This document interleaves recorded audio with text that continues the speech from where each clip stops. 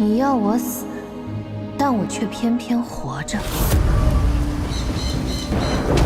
只因一只画眉鸟。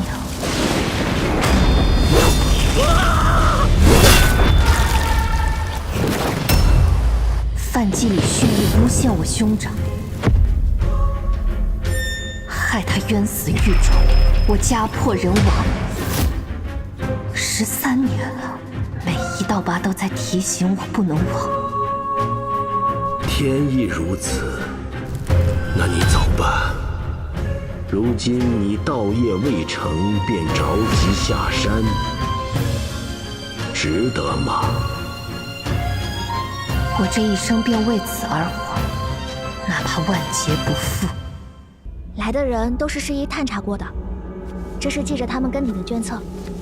右手倒数第2位，这人在海宁郡常为大人物们寻花鸟珍奇，暗地却替他们干些见不得光的事。范季礼，今日的命书专为你而写，让你也尝一尝报应的滋味。仙姑廉价制，炷香。这身段不错呀。散人画眉，师从白云山。诸位道友今日前来，当知我雪照居的规矩。人之气运因果，本为天意所趋。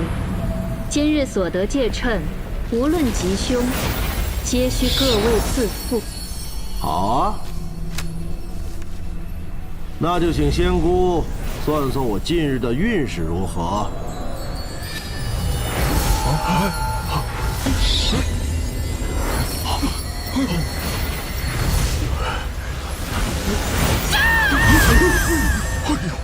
阁下3日内必死。不可妄语啊！他莫是冲撞了什么？切莫当真啊！你这妖女，口出乱言！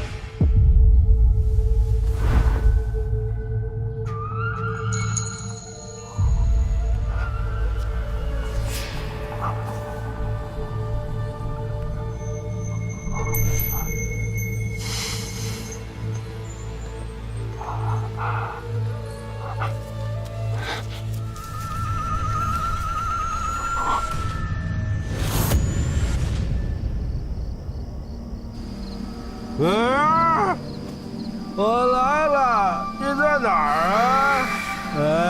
这儿先前死过人，别闹了，快出来！范员外，可还记得是谁死于此地呀？美人，你在这儿啊？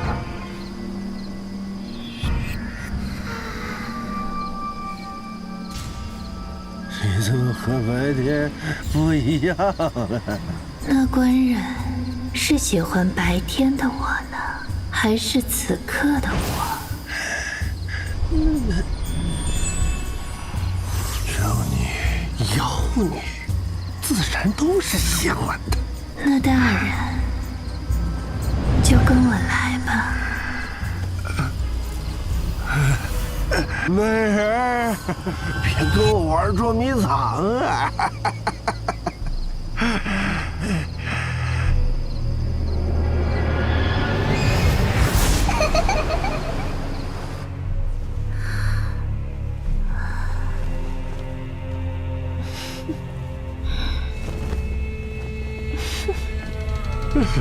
美人。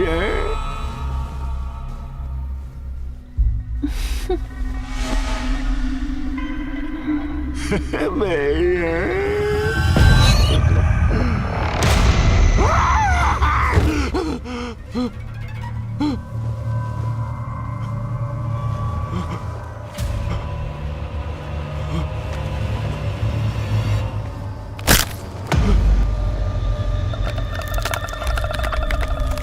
范季礼，还我命来！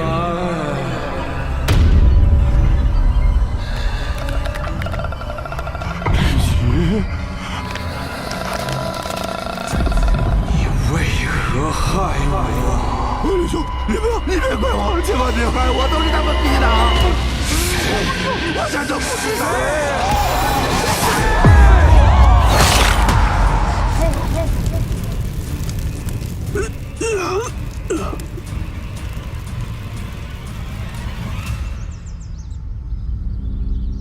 杭州格林宝云山的宝云茶可以安神。仙姑姐姐亲手做的茶，肯定比那9重天的甘露还要好喝。姑娘，衙门里的江县尉来了。我这就来。这厮怎么来了？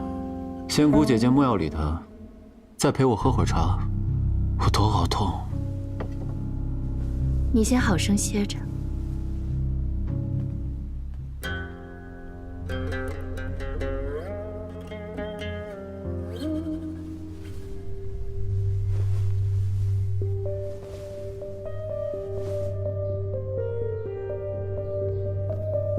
此事还未告知新任县令大人，是否？你是说依附权相的那个废物？告诉他做什么？他知道了有什么用？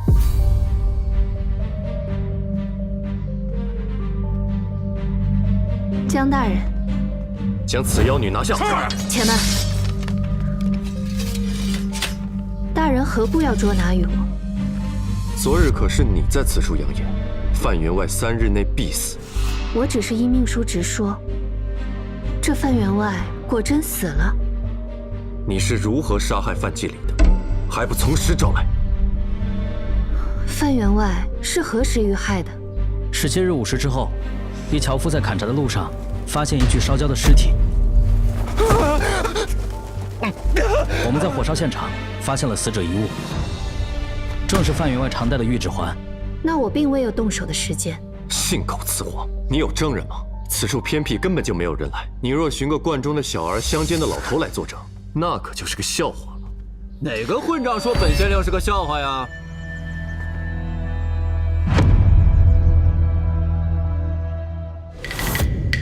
本县令就是人证。今日4时一直到1刻钟之前，仙姑姐姐一直在我榻前相伴，半步都不曾离开。还未向仙姑姐姐说明，在下陆延崇，字居康，旁人都唤我十郎，乃是此地的父母官。十郎？哪个十？自然是美玉顽石之时。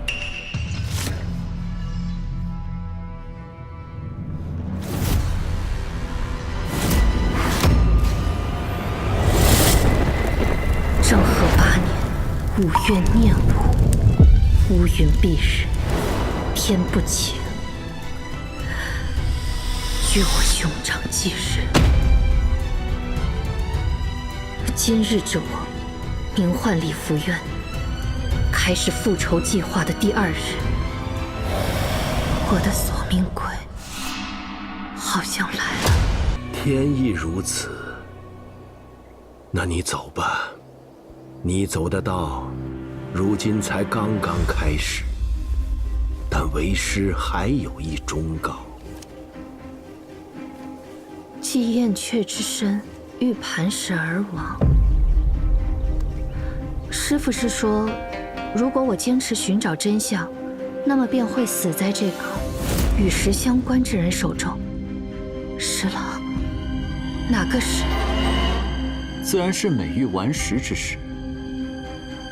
玉石于水，这人身处高位，却必将拉你沉于泥淖。你难道不怕吗？仙姑姐姐，仙姑姐姐，今晨仙姑姐姐救了我，我换她仙姑姐姐有什么问题吗？知县大人莫要开玩笑了。知县大人，此妖女怎么可能救了你啊？是这样的，我掉水里了。话说那沈官，我想着刚到任不久，要多体恤民情，体察民意，就随处逛了逛，来养活一双儿女。敢问大哥，这先生讲的什么呀？画眉鸟奇案，你们听说了没？梁安到梁青天再过半月，就要同巡查使翟禄一起回花昌县来了。只因银钱未曾谈妥，便奋起杀人，还割下沈官的头颅，抛于那水泊之中。有道是因果循环，万物有报。知县大人明辨黑白，立即最后于狱中畏罪自裁。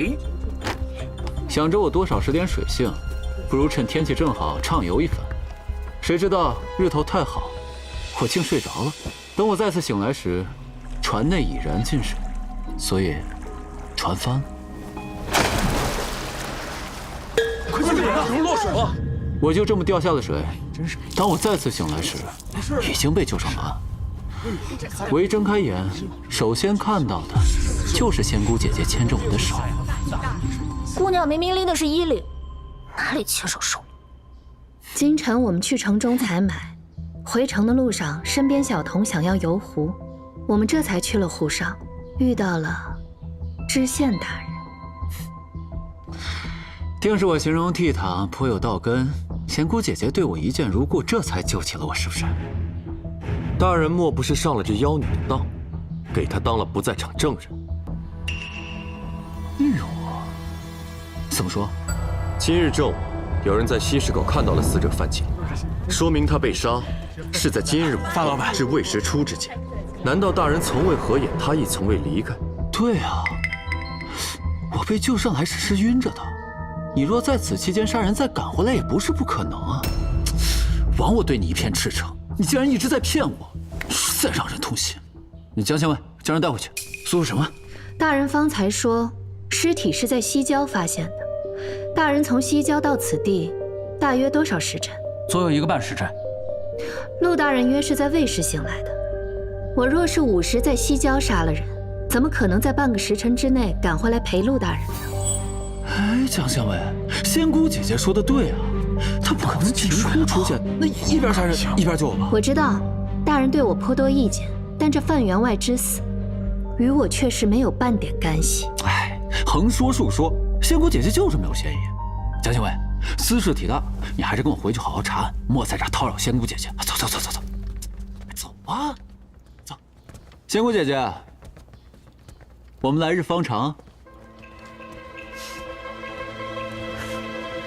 姑娘，您这话说的滴水不漏，他们定不会怀疑我们了。此事并非万无一失，我这一计还有一处天大的破绽，我也在赌。赌什么？赌那华昌县的仵作老爷会不会在7日之内验尸？验尸？这都烧成焦炭了，还用验吗？当验呢，但需等等。等等，等什么呀？临县没有仵作，这方圆几里，尸首凡是有异，都要归总到我这里。再加上苍云山最近匪患猖獗，又死了不少人，你这凡事得讲个先来后到吧？哎，你没见到我这里已经是客满为患了吗？就连偏院的灶房都拿来停尸用。崔老莫嫌我烦你啊，这江县尉好似不大喜欢我。他非但不肯和我同城一骑，还把我打发到你这儿来。哎，不过我先说好啊，不是我自己要来你这儿的。你说他不懂礼数也就算了，你这仵作老脾气也古怪的很。这衙门上下就没人真把我当回事儿。哎，我说你那尸体都烧成焦炭了，还能查出什么来？能的，口鼻、心肺。若是有经验的仵作，这人是刚刚死的，还是已经入土几日的，一验便知。除非什么？烧得再彻底些。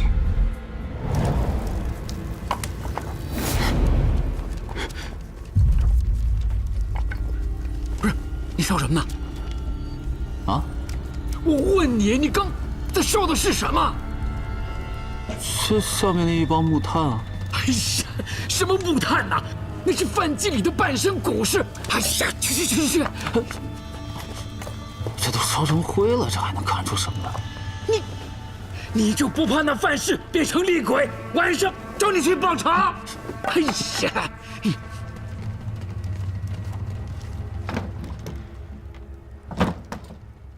哎，不过我先说好啊，不是我自己要来你这儿。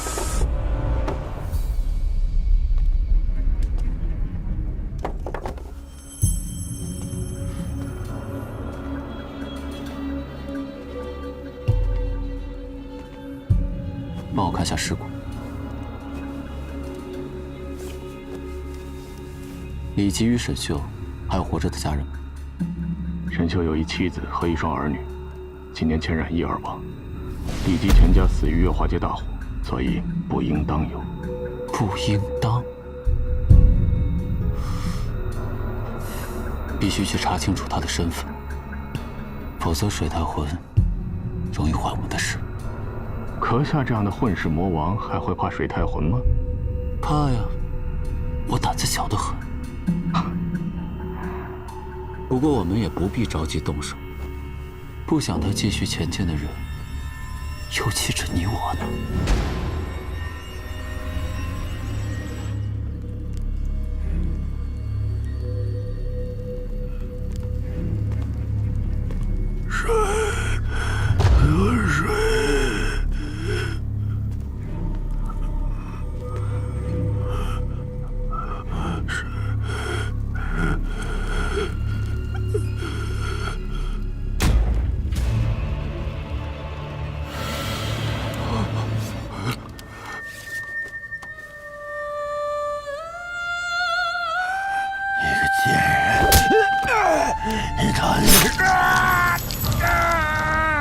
你不记得我了？没关系，我会让你一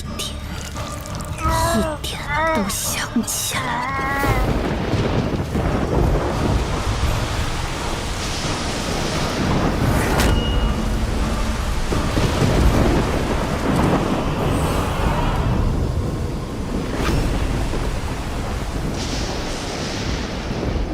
你会遭报应的。你会遭报应的！报应，大家都会死，急什么？我真的只是受人陷害，真的不认识那个人。他给我一封信，让我做假证诬陷李吉。你究竟是谁？画眉鸟案的细节，你且好好的想一想，想出一件，我便给你一碗水喝。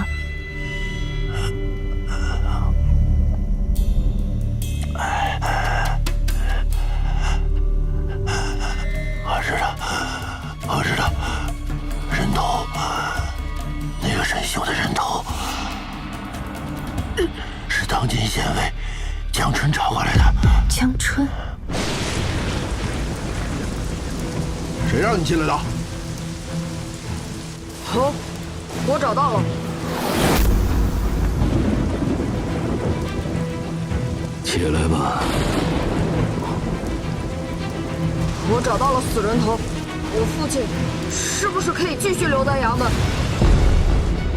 那人头虽然已经烂透了，但是上面有李吉的死印压印后的痕迹，人证物证俱全，这才定了死罪。人头烂透再压上死印，这诬陷的手法简直是恶劣至极。我不爱做人，偏爱做那畜生，那你就继续做着吧。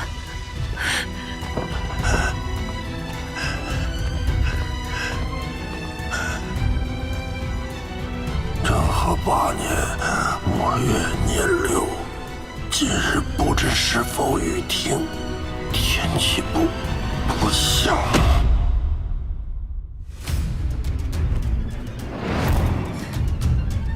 江春，你拿好。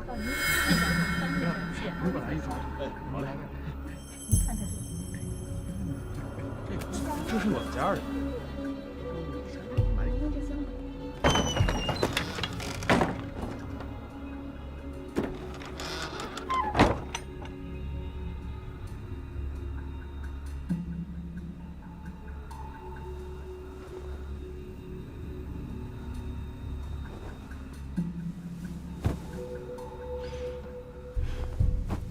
大人要挟我来此处，是为什么呢？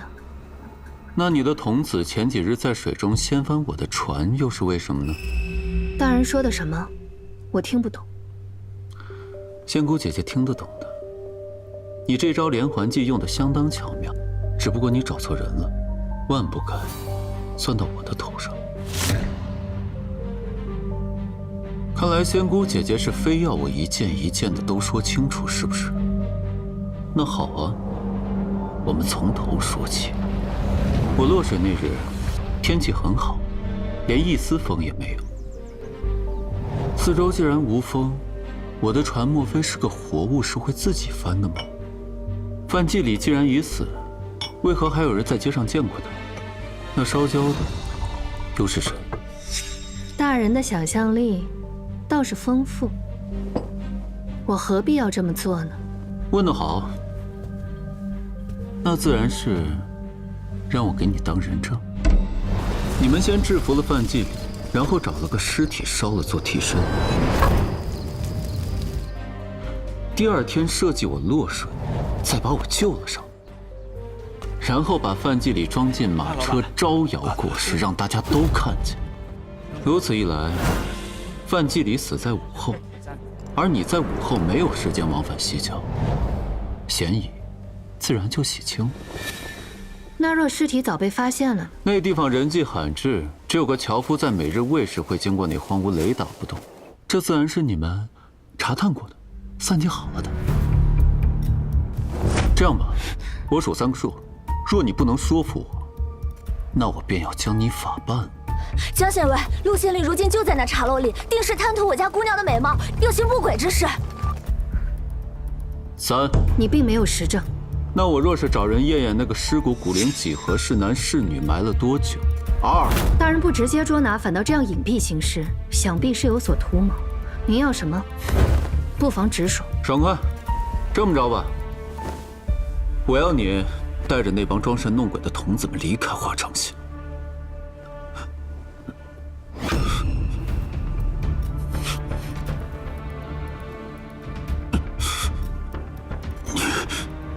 陈素香，发作大约1刻时间。大人，你不会以为我听你说了这么多废话，是当真喜欢听你说话吧？这是我刚从京城掮客手中买到的消息：3元3鼎，文武双全，于通海楼上题诗作画，名动京城，得了当朝权贵的赏识。下放到我们这样的小县，怕是要不了多久就会高升的吧？你这样懂得趋炎附势、趋利避害之人，又怎么可能真是个糊涂蛋呢？我若是不做一手防备，那就当真是个傻子了。无论是为华昌县的百姓，还是当日陈岩，这样的渣子祸患，都绝技不能再留。什么？你不能杀我！我数3个数，你若是不能说服我，我就先拿你动刀。你那作假的尸首在我手中，你若杀了我，为师之事必然暴露，到时候自然有人追查范季礼下落。你的谋划，怕是要功亏一篑了吧？此物名为莫逆，发作时会心痛欲裂。我要在这12日内能够自由出入衙门。无论你用什么方法。陆县令，你在里面吗？大人，你做什么？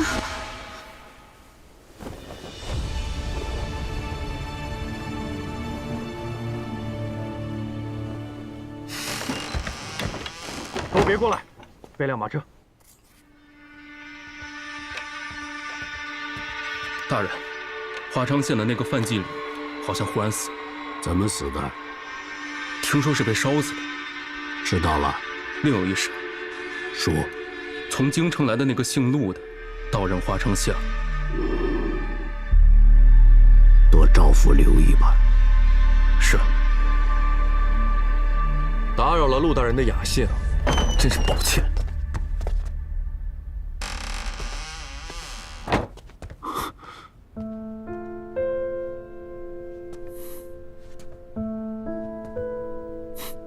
江县尉，就是这只。不想死就配合。大人，你做什么？怎么？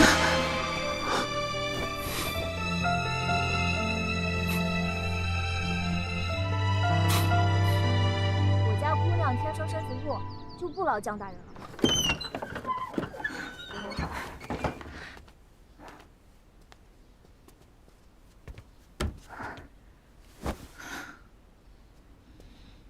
没事吧，姑娘？你让慧去守着马车，里面装过饭几里，有些人若仔细查看，难保不会发现什么端倪。是。您放心，他没那个本事。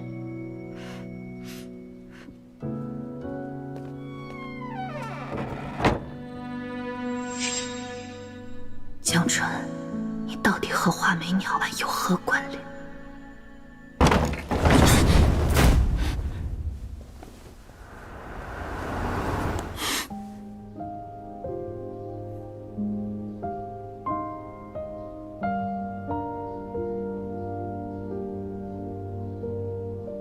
刚才反应不错嘛。这不正符合大人你登徒子的做派吗？我配合也配合完了，你人也进了县衙，接下来准备怎么做？这人横竖是个麻烦，应当尽早了结，以绝后患。现在，立刻帮我找个人来。你还真点上菜了。找谁啊？江春。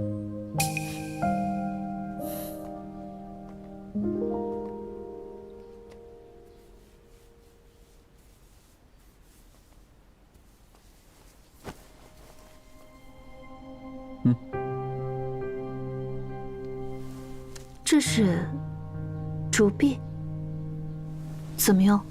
你没见过？我以为姑娘家都会有一两个。这很奇怪吗？我不曾用过，是这么说的吗？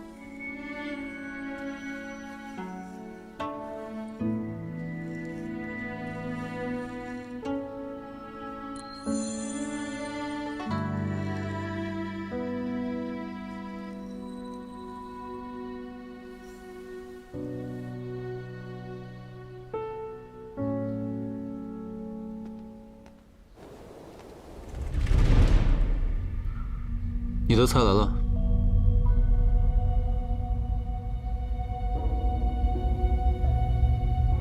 李姑娘，请进。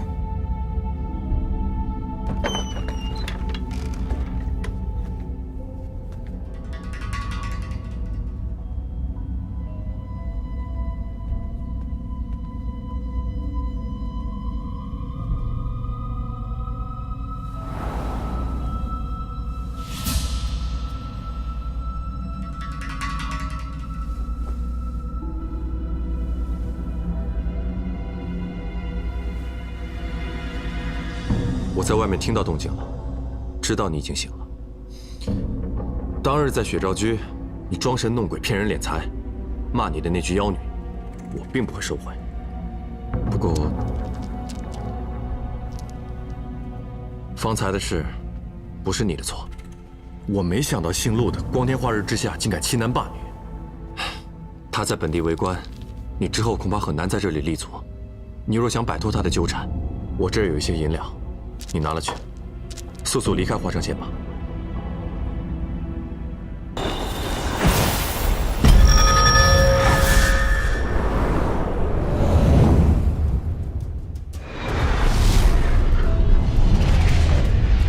江大人，瞧瞧，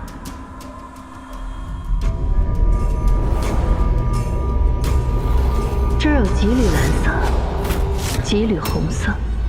蓝色。红色。对，你好好数一数。数完后闭上眼睛，我有话要问你。你有话要问我？蓝、红，没有蓝，也没有红，为为什么没有蓝红？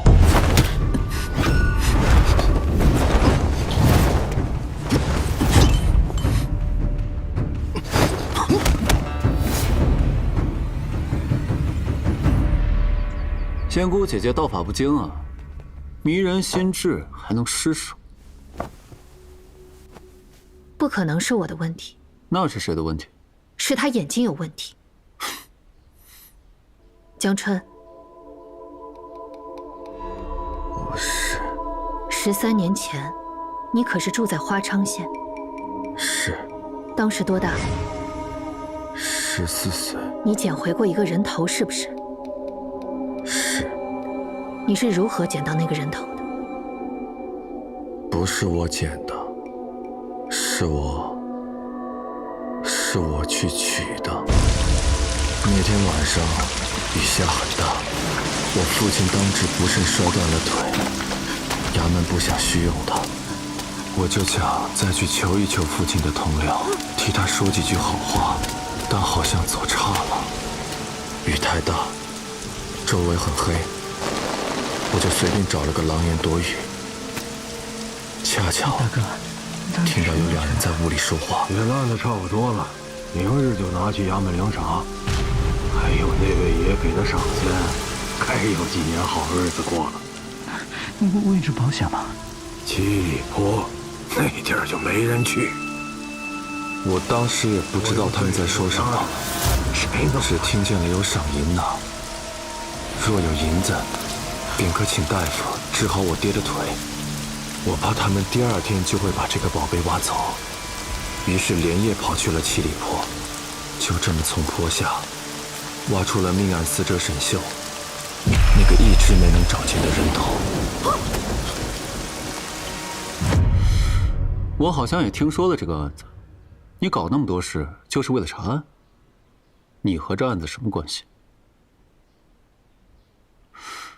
莫非你是苦主？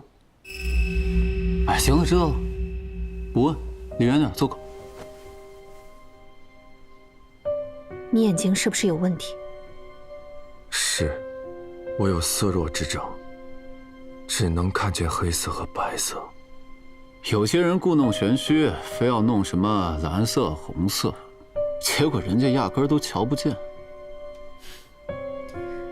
你当时去求的是哪几个同僚？住在何处还记得吗？我先去找的人住在月华街，在县衙东面，巷子很多，走乱了，但方向大致是对的。你想找藏人头的那户人家，你要照他这么说的去找，大约是找不到。崇宁5年，月华街一带发生过一起火灾，之后的5坊19街都是重建的，位置、大小、住户都和13年前大不一样。你怎么知道？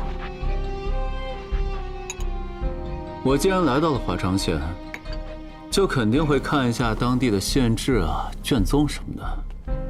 恰好，我又有过目不忘的本领，所以别没事再拿你那老屎子毒药吓唬我。我一害怕，说不定什么都忘了。怎么会？之后还得仰仗陆大人。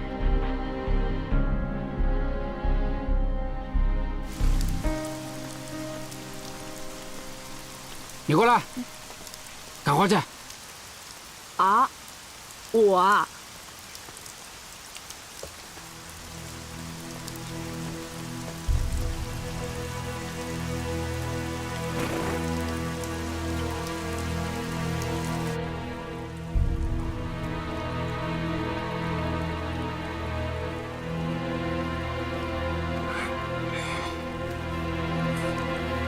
哟，你也被叫过来了？这老头什么来路？怎么这么凶啊？崔三爷，本县的仵作，这县太爷好得罪啊，这位崔爷，可千万别。哎呀，嘿，这小老儿把我们唬过来做苦力，自己人跑哪儿去了？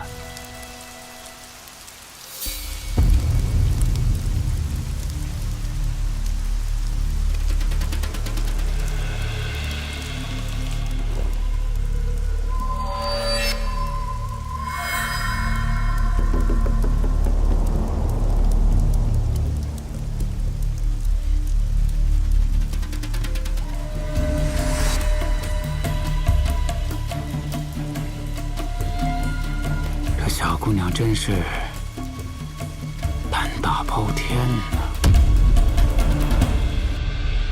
你确定她醒来不会有这段记忆？按常理来说不会。那若不按常理呢？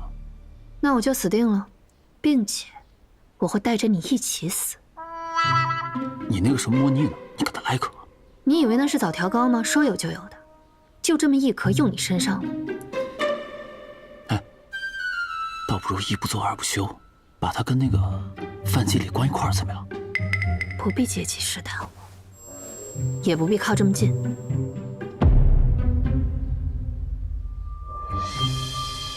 啊，夏静伟，方才对不住啊，是我打晕了你。但你要理解我，骤然看到一个男子闯入自己未婚妻的房间，这下手没轻没重也很正常吧？未婚妻？嗯，他是雪兆居的画眉仙人。画眉仙人怎么了？我对渊渊一见钟情，渊渊呢也愿意同我长相厮守。再说了，前几日落水的时候是渊渊救了我，我从此魂牵梦萦。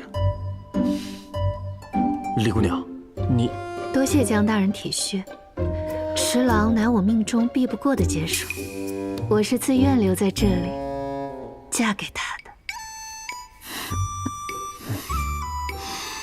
如此说来，是我多此一举了，告辞。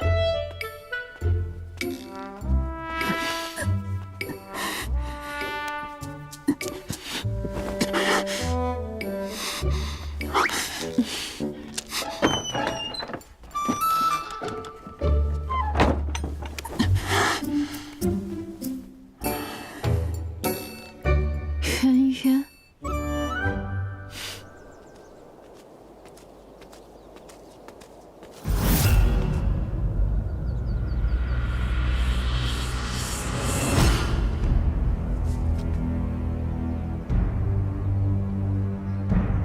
命中避不过的劫数，那肉麻和夸大其词，您不比我差吧？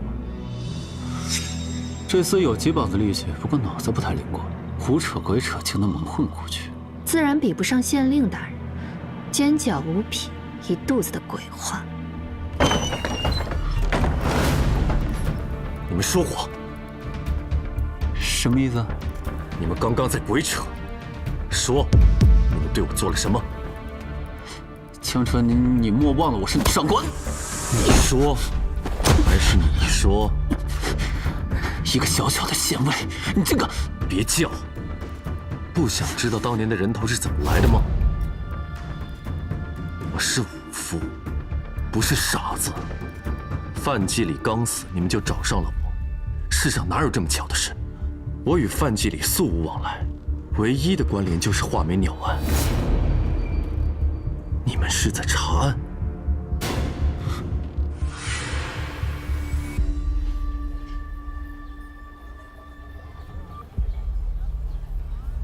从7、8年前起，这条街我每日都要跑上一次。为什么10来岁的小孩可能确实什么都不懂，但人难道会一辈子懵懵懂懂？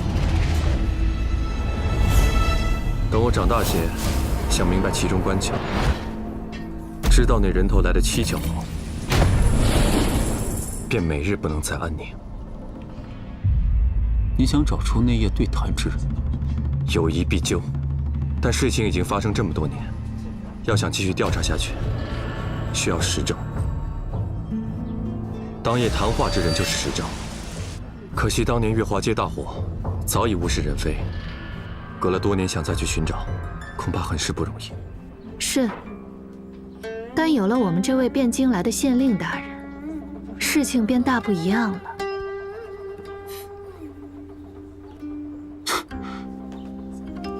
我怎么觉得你俩更为同气连枝？既然你与我们目的相同，你刚才动手做什么？因为我刚才气有点不顺。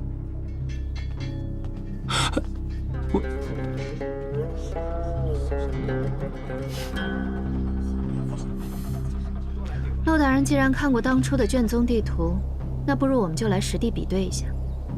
我帮江县尉回忆并不难，但是要当场测绘出位置，准确定位，怕是没那么容易。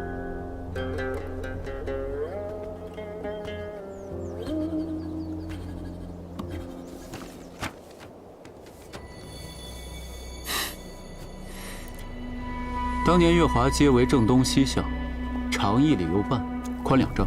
左右各临何处？距离几何？向北临近涌泉坊，间1丈余；向南贴近方氏，间2丈。街上共计住户、店铺、宗地126。这是规整，院目大小都在1丈半。当日我一路往地势高的地方走，应当是正东面。起初跑了有小半盏茶的功夫，约有数10户人家，然后就碰见了岔道，跑乱了，但又感觉方向是对的。方向是对，可见2条岔路并非是平直的分道，多半是中间角度较小，朝着一个方向的应当是春兴街。岔路又分了10字路，一侧能看到远处的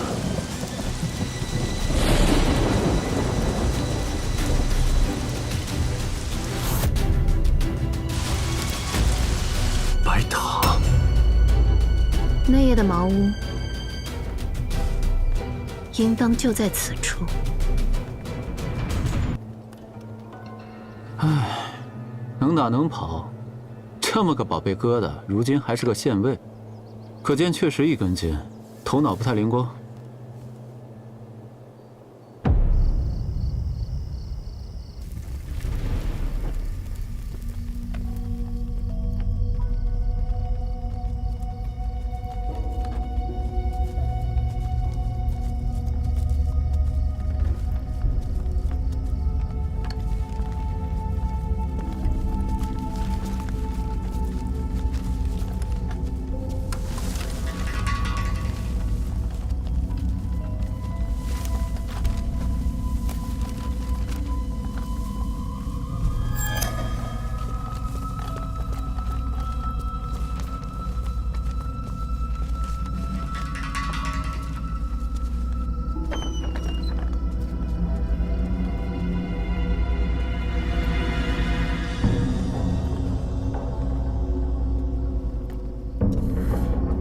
中年家大宴，如今却被小燕儿捉脸。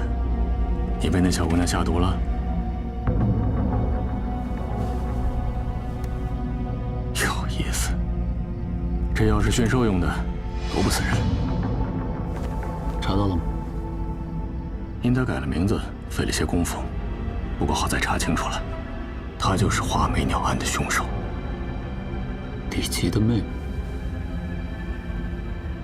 李媛儿，你跑得快不快？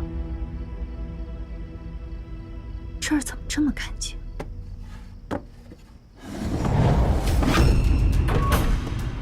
明日就拿去衙门领赏，还有那位爷给的赏钱，该有几年好日子过了。这儿应该还有。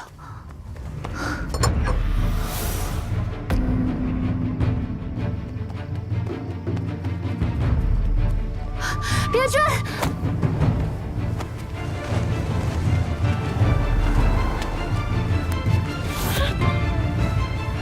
别逃，离开此地。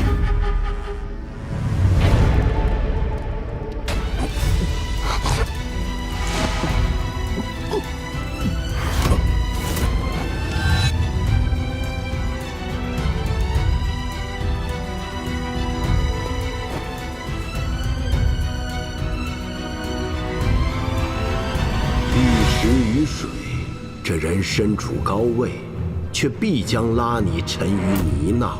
师父是说，如果我坚持寻找真相，那么便会死在这个与石相关之人手中。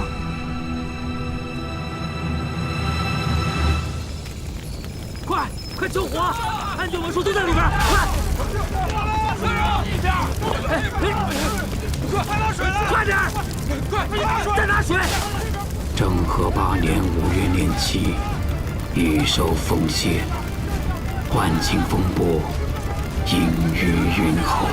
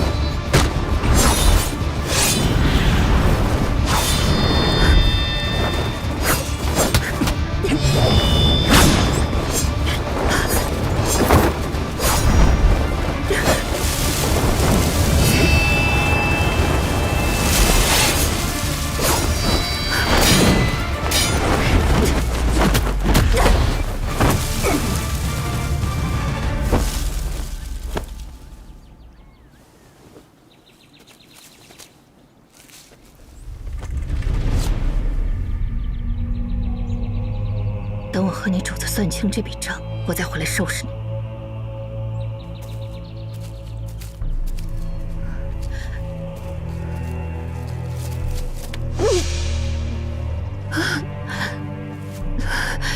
昨日昏迷，未及施展，竟已到了这种地步吗？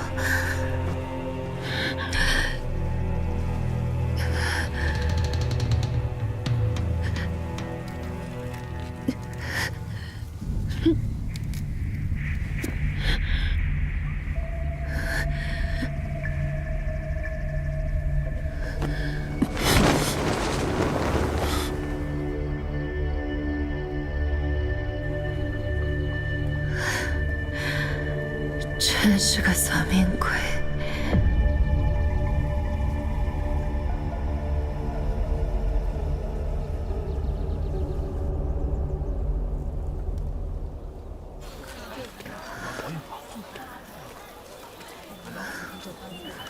劳烦老丈来碗茶水。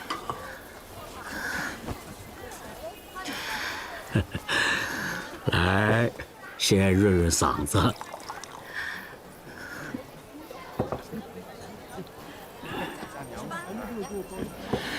姑娘何事如此急匆匆的？多谢老丈，我有一件大事要做，但困阻重重，敌友不明，就快要做不下去了。哎，这世上就没有做不成的事，只有什么？只有做不完的事啊！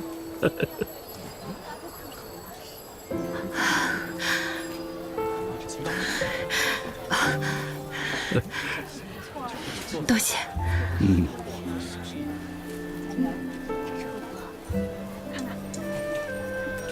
我给你扎上，好看吗？好看。这只也好看，再看这只吧。你执着于血仇，便再不能似寻常女子般从容成长，这样值得吗？不如把这两只都给娘带回去。好啊，这两只都要了。好嘞。江大人，你没走？姓陆的说你已经离开华城县了。大人昨日说的对，我与那陆延崇根本就不是一路人。我是个孤女，受过画眉鸟案元凶李吉的大恩，因此想要查明真相。你二人之间，我更信你。对了，昨夜究竟发生了什么？我追至中途时，那人忽然将金锭置还给了我，就不见了踪影。已经重新熔铸过，瞧不出什么。为今之计，只有去查当年那家铺子的户籍录入，租赁是在谁的名下。怎么了，江大人？昨日文书楼大火，户籍文书全都少了个干净。当初画眉鸟案的始末卷宗也已付之一炬，只怕线索都断了。陆延崇去哪儿了？就天蒙蒙亮的时候出现了一次，和我说了几句话，人就出去了。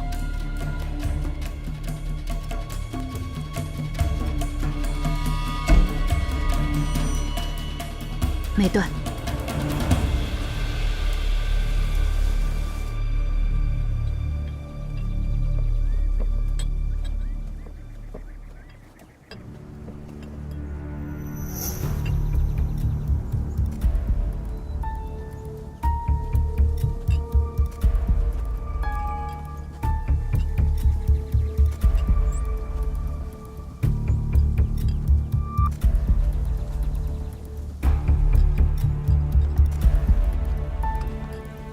为何说跟着他线索就没断？陆延崇一开始并没有拒绝和我们一起行动，但一查到铺子，他立刻就翻脸了。当时甚至没有和我们一起进屋子看到那箱金子，却能立刻派人抢金锭引开你，说明了什么？他看过华昌县的户籍档案文书，知道皇氏铺子是谁的，猜到了藏金锭的人是什么来头，所以线索就在苍云山。这苍云山匪首有2个。听说是一对兄弟。当初在皇氏铺子谈话的这2人，必然和苍云山匪盗脱不了关系。各位，药送到了。看样子他是半城药铺的伙计，这山上莫非有人病了？进山的机会稍纵即逝，大人在外与我接应，我先过去了。好。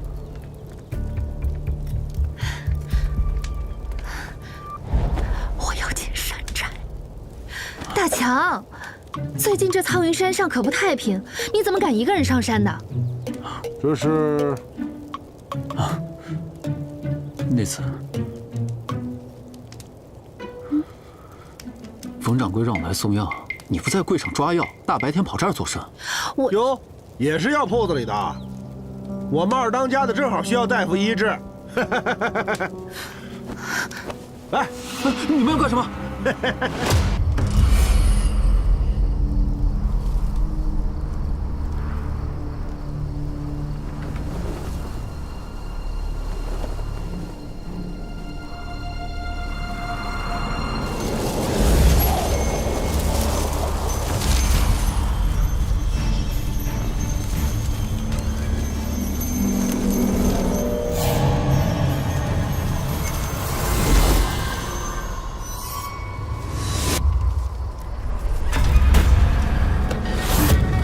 长得真好看，你比他，还有他，还有他，都好看。你要跟做我老婆，我就放你走；要不等晚上钟馗来捉鬼，你们就都得死。周能见识，发质怪，绿袍脚带无血块，大鬼挑梁，小鬼怪，血口连门太性感，玫瑰衣，走回来，闭门内。平安。此人像是有异症。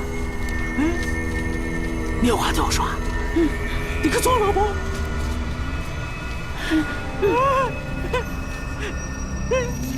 哥哥，你刚刚唱的那个歌好瘆人啊！我们也拜钟馗爷爷，可是他为什么要吃人啊？因为这山上都是大坏蛋，钟馗爷爷要把这些坏蛋都吃光，吃完肚腹。吃皮，还有吃骨头，还有吃人头。玫瑰衣，走鬼蛋，走鬼蛋。哥哥，你刚刚说想让我做你老婆，可是你还没有告诉我你名字。我叫黄宝田，这里的大王就是我，亲哥哥。你说你姓黄，你们家是不是原来开白事铺子的，住在方氏后街那边？你怎么知道？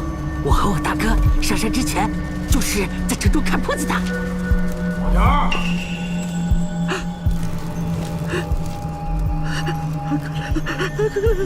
把灯点起。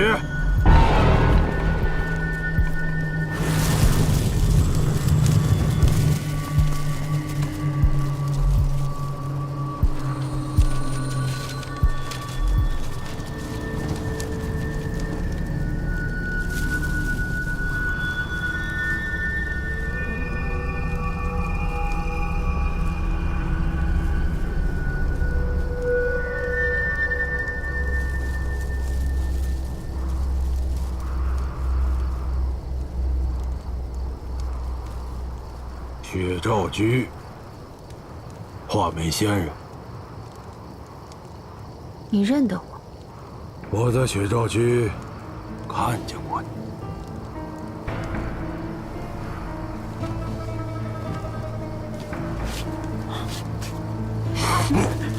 蠢货！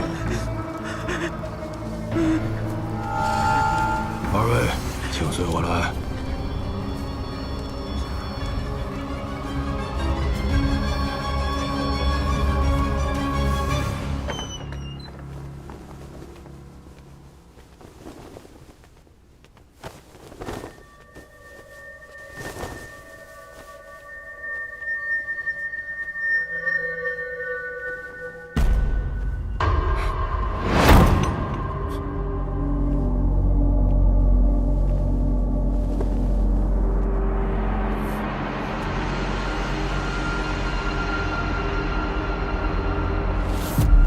快请仙人了结这山上的鬼事吧。你是说钟馗背鬼吧？我既然来了，就没有袖手旁观的道理。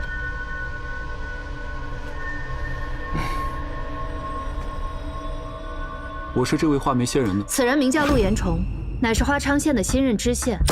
他是来剿匪的，我假意领他上山，就是为了帮你们根除这大患。如果你们不想惹麻烦的话，最好赶紧把他绑了，拿去喂给钟馗爷爷吃了。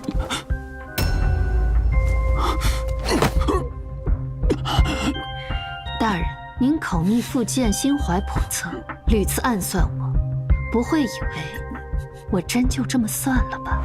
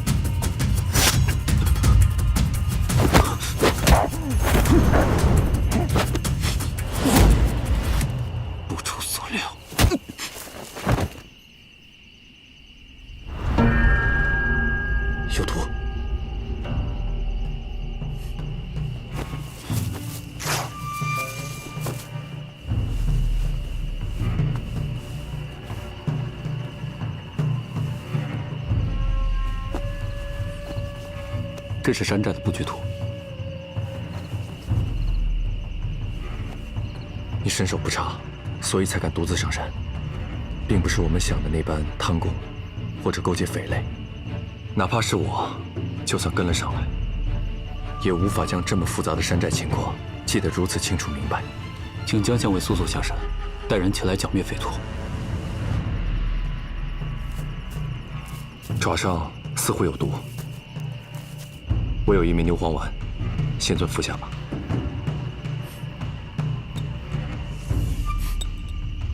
称呼都改了。先前是我错生榆木，等收拾了这帮匪徒，再来向先尊赔罪。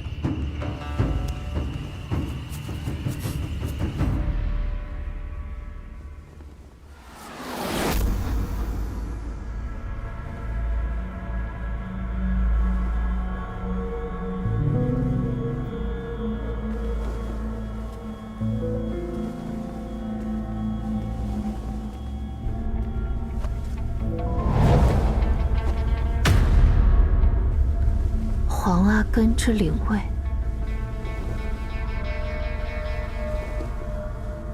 己亥年3月，正是画眉鸟案发生的当月。谁？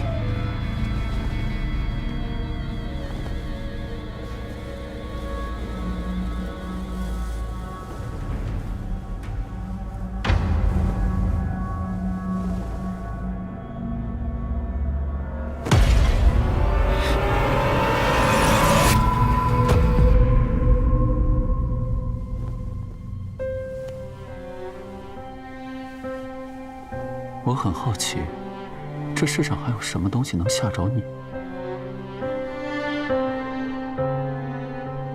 大人，不会以为我真就这么算了吧？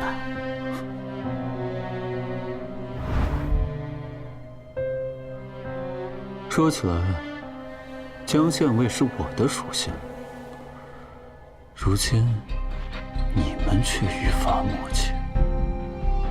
我倒希望昨日江县尉没能及时赶到，好让你死在钟馗手下。这么狠吗？我有宿疾，每日昏时需以古法施针。昨日你绑了我，害我错过时辰，差点死在脚腕。我不知道。对你不知道，你若真对我有恶意，我活不到现在。但让我对你放下戒心，我做不到。你绑我出城，我利用你上山，两相扯平。等下山之后，我二人最好是泾渭分明，从此互不相干。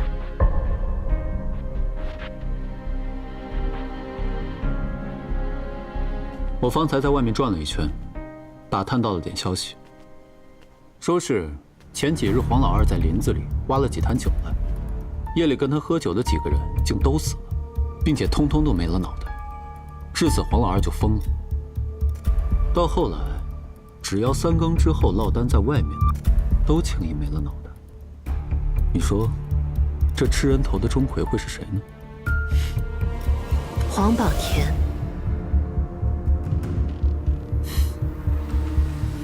我猜你一定有很多话想问的，所以我特地把他捉来，也算是对昨日鲁莽的赔礼吧。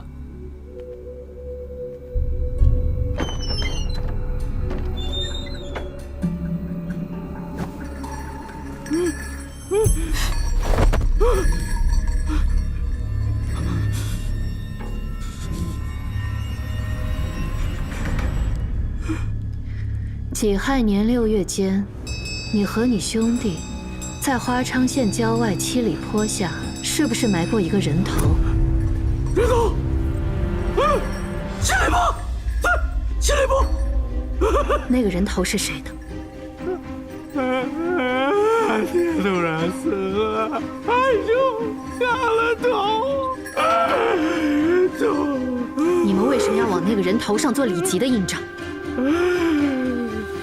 人都赔，你不知，东厂西，东厂西。有人给了钱，有很多钱，有人拿了头。他现在疯得太厉害，根本问不出什么来。要想要切实的证据，还去制服他那迷信的阿兄。人头！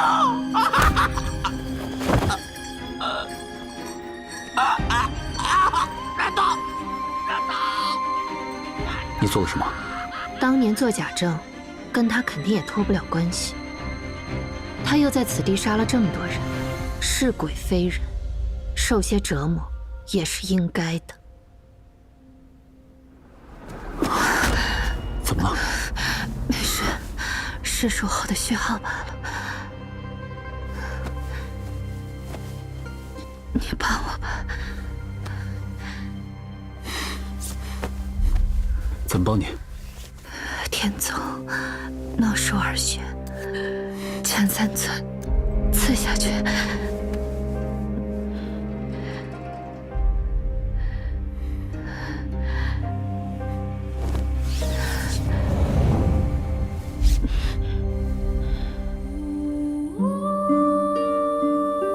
你叫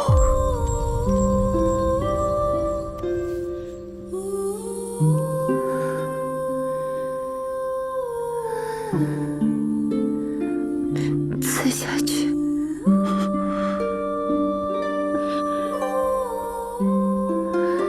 再用点力。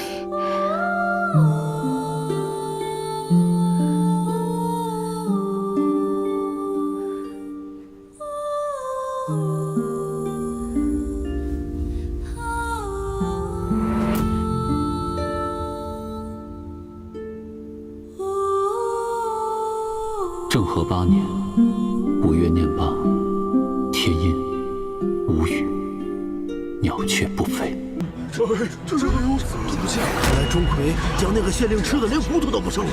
确实邪门。要我说啊，不是什么钟馗吃人，倒像是什么冤魂索命。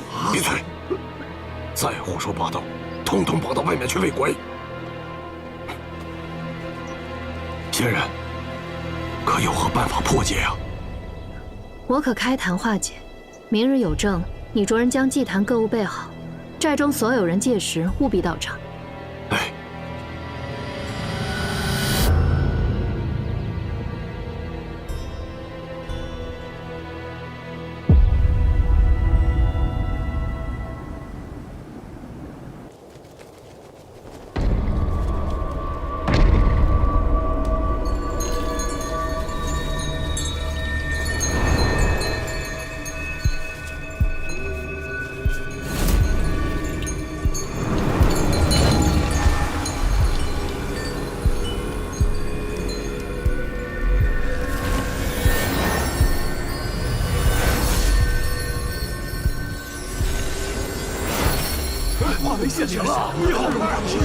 湛然常驻，无有去来。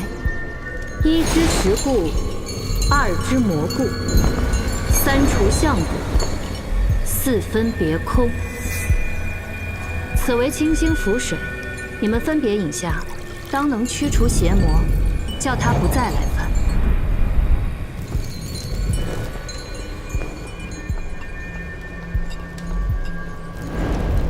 来！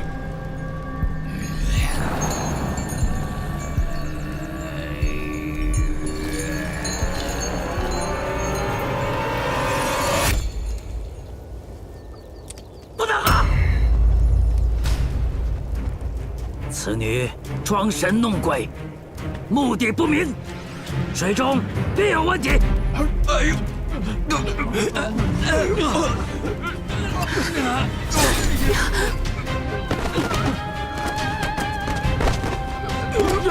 大哥，将这妖女抓起来！大哥！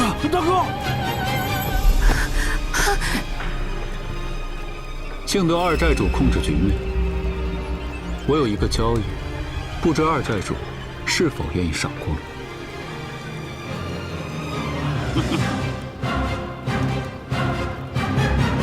兄弟们，大口吃肉，大口喝酒。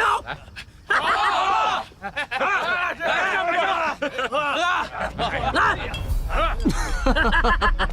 黄寨主，恭喜啊！来。这华昌县的税银啊，官路上押送的各色官饷、时间、行程，我知道的最是清楚。届时如何销账分账，我们从长计议便是。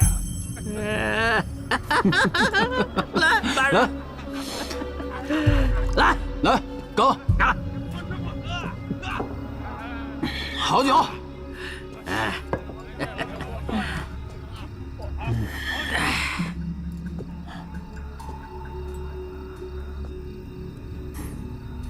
怎么看不上我？总有一天你会知道，这世上只有懂得逐利，知道如何为自己谋划的人，才是真英雄。你还是太天真了，不杀你就是好人。吃个教训，以后对敌我要手软。这妖女目的不纯，但如今谈不上什么大风了。陆大人若感兴趣，不如收作美妾，带回去，如怕惹人闲言，你大可养在山寨里呀。妙极，多谢皇兄，此女甚得我心，杀了可惜啊！来，皇兄。哎。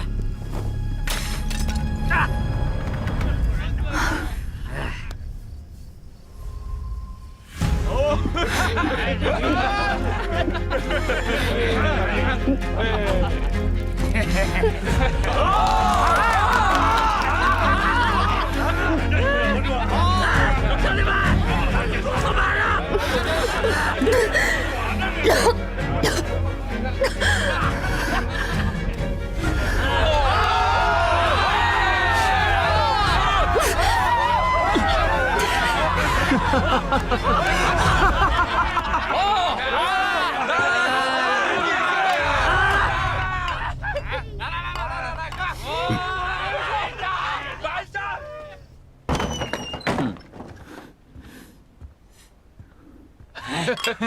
这是比喻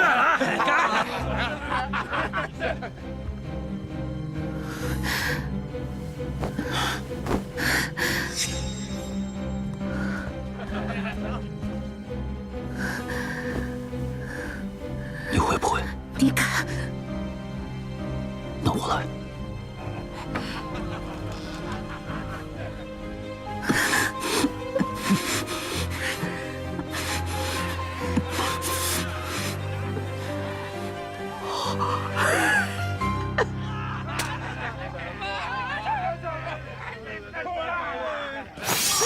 都给我拿下！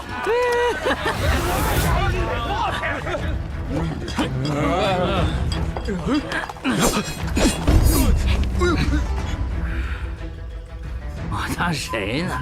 自家兄弟，还有。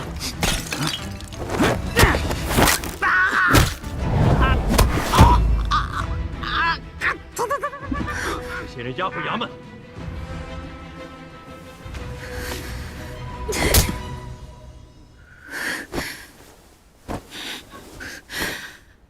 大人真是好计谋。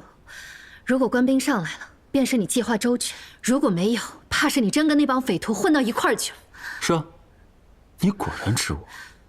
不过你这么不客气，日后不准备查案了。大不了我去找江县委。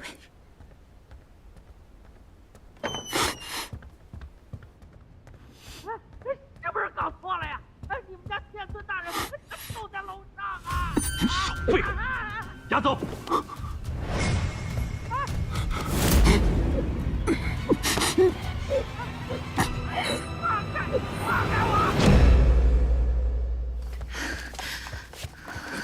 别动，拿出来！走走，放开我！老实点。大人，可曾见到那匪首黄宝成？除了后面那片密林，都搜过了。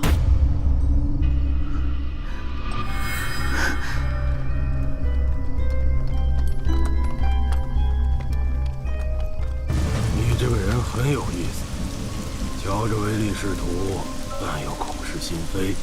刚才我亲眼瞧见你将什么东西喂给了那个妖女。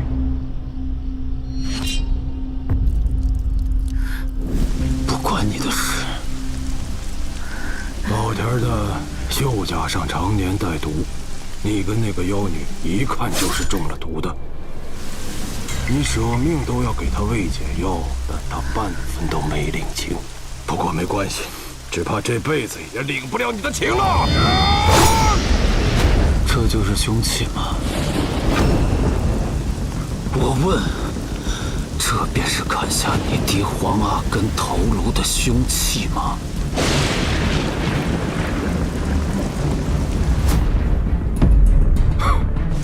原来是为了这个呀！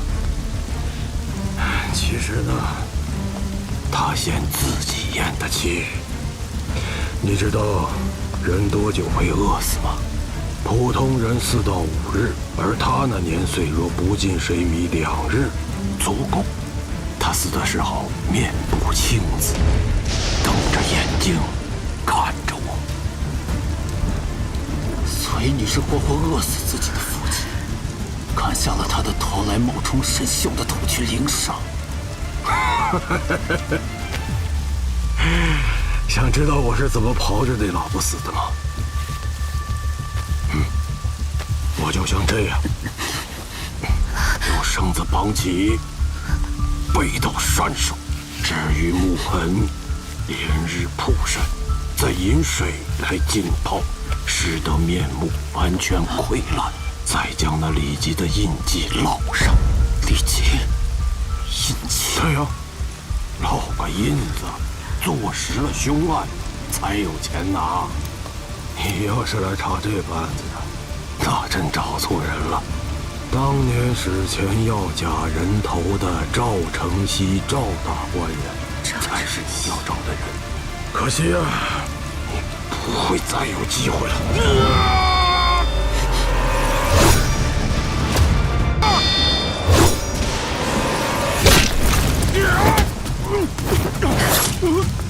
你去死吧！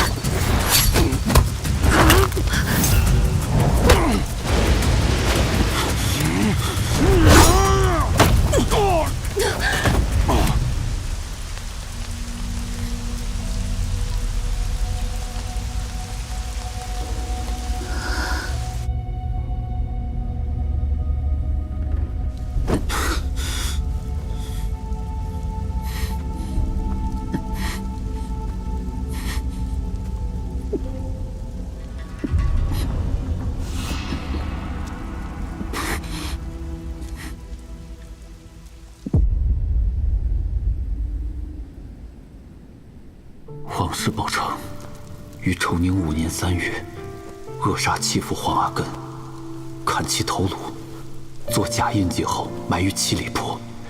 系受人指使，其人名曰赵承熙，以银钱受之，故行此举。3、5个时辰之内，他醒不过来的。可贡，你收着。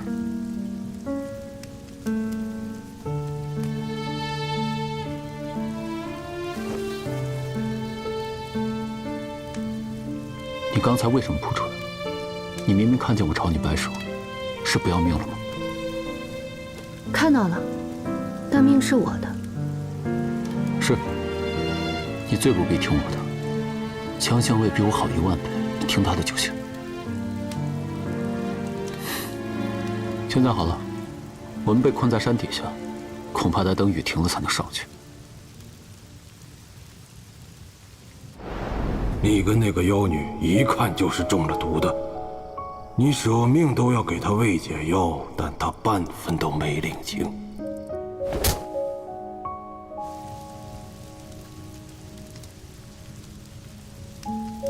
你为什么要把解药让给我？刚才你是故意以身为饵，将黄宝成诱出来，炸出他口供的吧？这是我要查的案子，与你何干？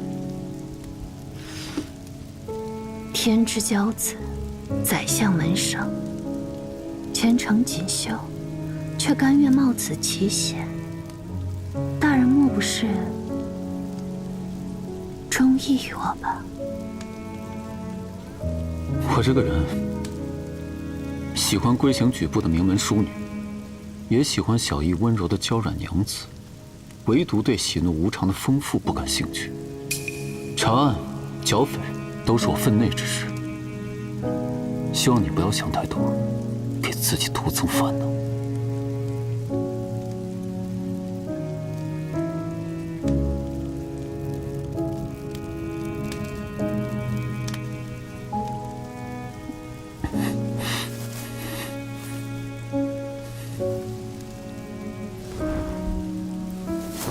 还有，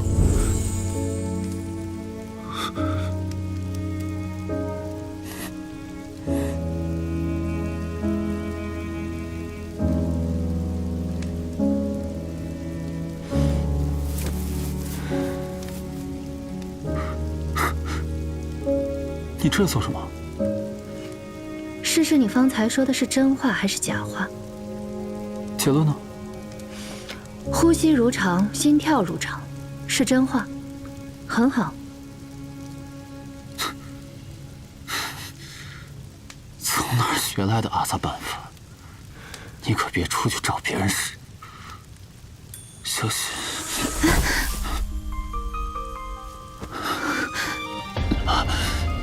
没事儿，等我明天。等你明天回去就凉透了。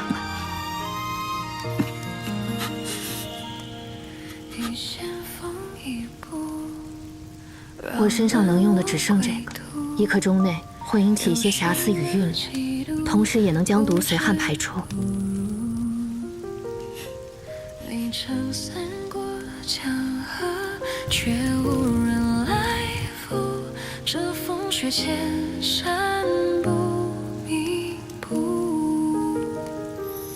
听若起泪落眉间，轻声短语莫谈欢。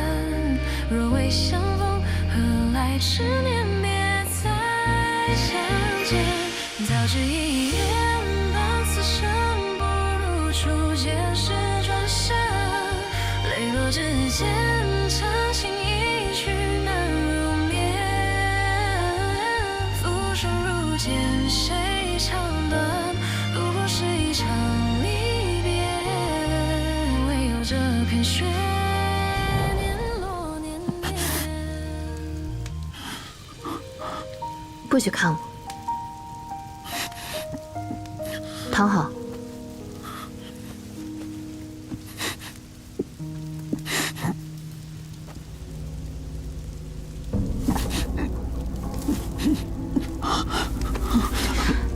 不许碰我！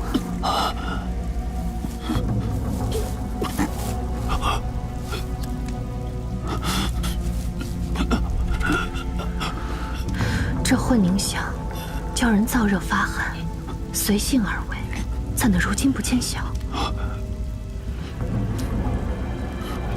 我需要你此刻随心而行。你现在有什么想做的事吗？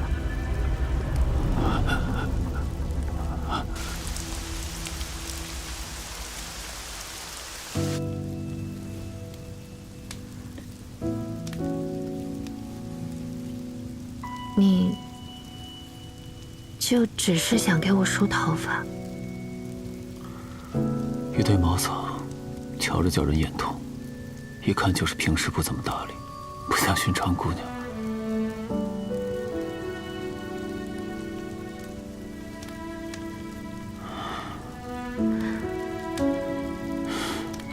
你本该像他们那样。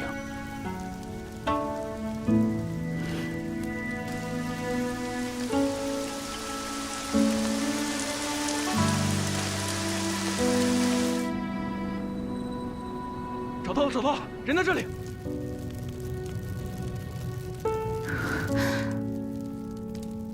快叫马车上来！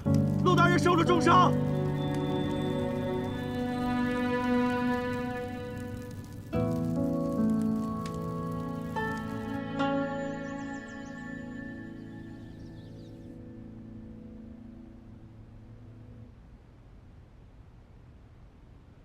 从前有一对兄弟，俱都贪财好利。哥哥为了钱财，竟能活活饿死父亲。可他不知道，他那瞧上去没什么主见的弟弟，比他还要狠。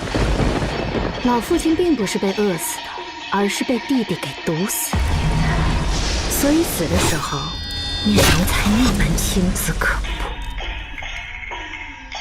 多年后，山寨里有人中了同样的毒，哥哥瞧见了，便心生一计，索性将那些人的头都砍了。弟弟瞧见也心生一计，装作被吓疯了，弄了一出钟馗吃人的戏码。好在日后嫁祸哥哥滥杀兄弟，到时候这偌大的山头，自然就会落入弟弟手中。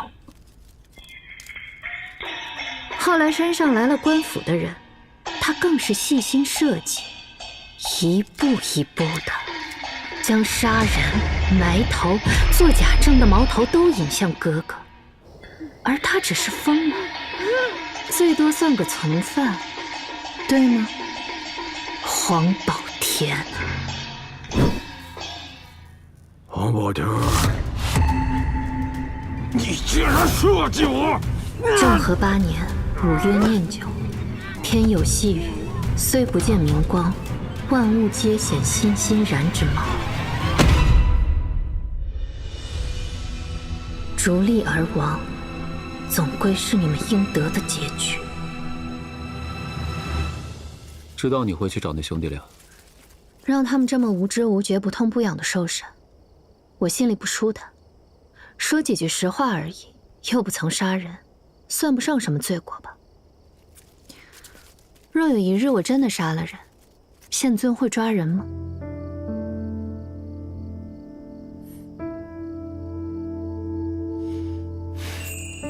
去哪儿？找江大人。让他帮我查一查赵承熙。大人，切骨之恨，您大约一生从未体会过，自然也不知我为何拼上性命都要争一个真相。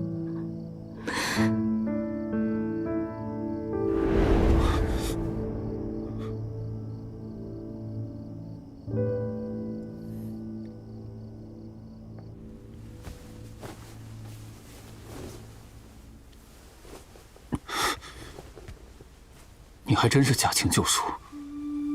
大人对我这等丰富，既无信任，又无兴趣，我怕什么呢？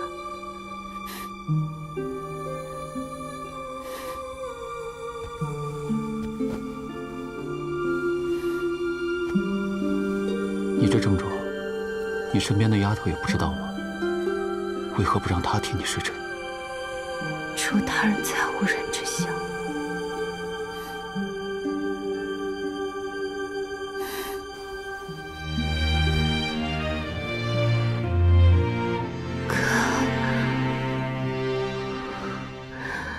切骨之恨，其实我也是有的。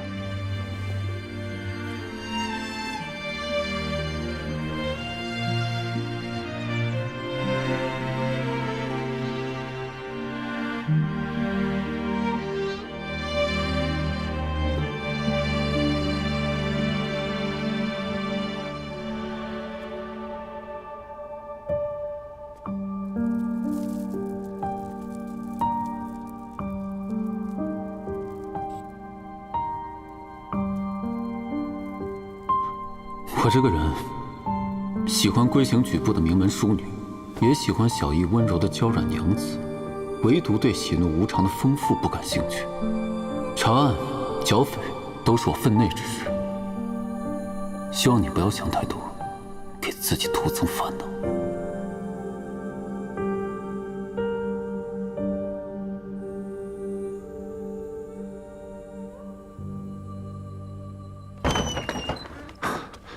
仙尊大人，皇室兄弟死了。昨夜子正都是被掐死的。两个人互相掐死，听起来有些匪夷所思。俗世3000，多的是你不知道的人和事，懂得量力而为，才能活得长久。整理一下，稍后派回义庄。若说两兄弟内讧，我信；但若真是起了争执争吵，怎么可能完全不发出半点声音？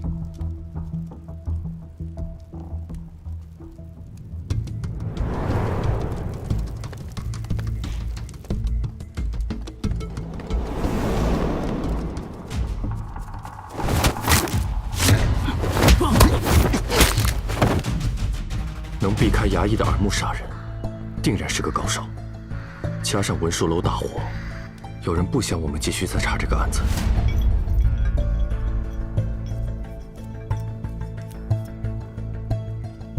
大人，有人送来了这个请帖。念2日4正，百花开艳，群鸟争芳，玉颜玲珑相对，隔离乎尽于悲。城外罗敷庄，蓬门且扫叛军来也。赵承熙。当年史前要假人头的赵承熙，赵大官人，才是你要找的人。你终于要露面了。大人，帖子都发出去了。是，都发出去了。哼，外人皆知我夫人偶发疯症，借我夫人的手处理掉他们，最是隐蔽。同我们作对，胆子也未免太大了些。本官携家眷前来赴赵员外邀约。陆大人，快请进。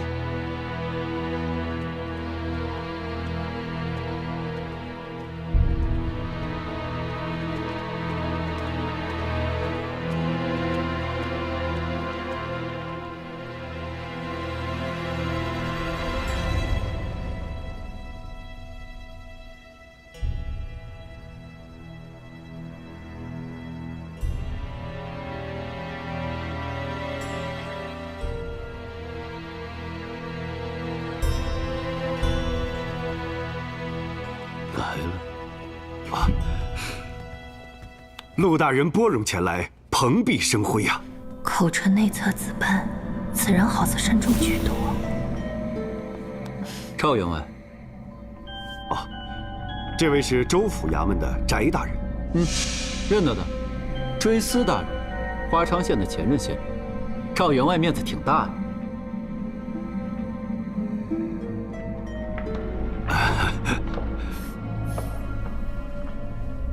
认识。翟路，画眉鸟班就是在他任上草草结案的，是个糊涂鬼，迟早要找他算账。这不是在吞海楼上题诗诋毁宰相的小陆大人吗？我劝你一句啊，这里不是京师，陆大人那些出格的坏毛病，可千万别在这里发作。要是落在翟某手上，可不一定有什么好的收梢。难道我买的消息有误？你在吞海楼上到底写了什么？一会儿我跟你说。这位是尊夫人。正是。果然钟灵毓秀啊！那次在内廷招待家眷，不如让侍女引你前去。好。姑娘请。小心行事。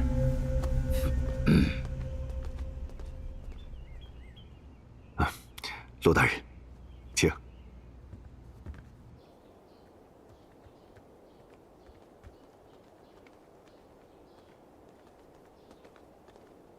请姑娘在此稍后。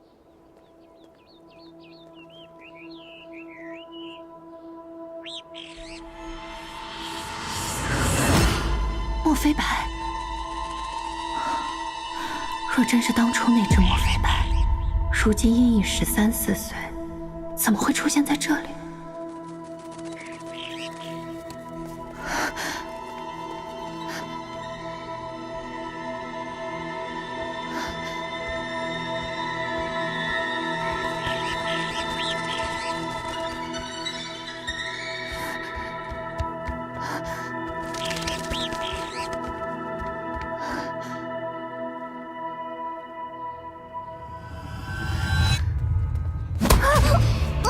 终于来了，你真该死！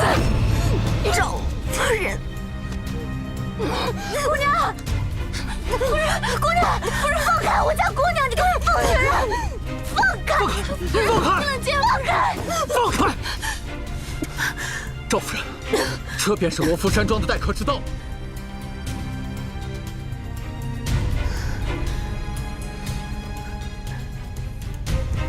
你给我滚！滚！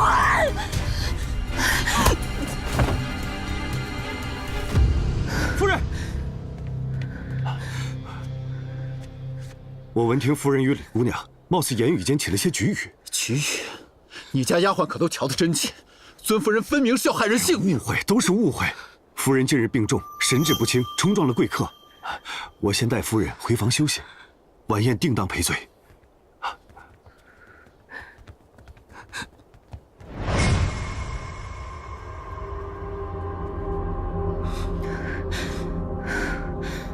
怎么样，疼吗？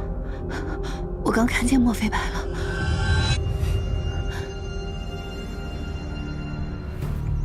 如今形势有些复杂。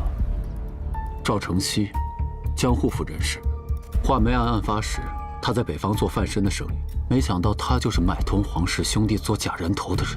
莫非白是本该出现在死者身边的正午，如今出现在赵府，恰巧证明了赵承熙与凶案密切相关。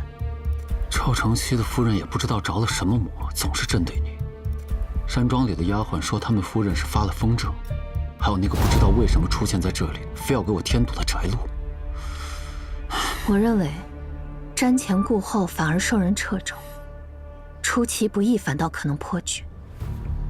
你想怎么破局？把画眉鸟偷出来。什么时候？天黑之后，开宴之前。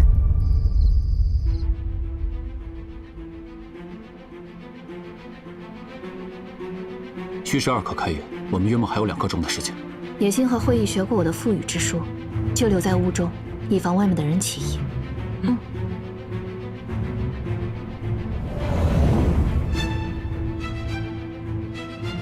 圆圆，你还有哪里不舒服吗？你在此处陪着我，便没有不舒服了。白天是不是吓坏了？再喝些茶压压惊。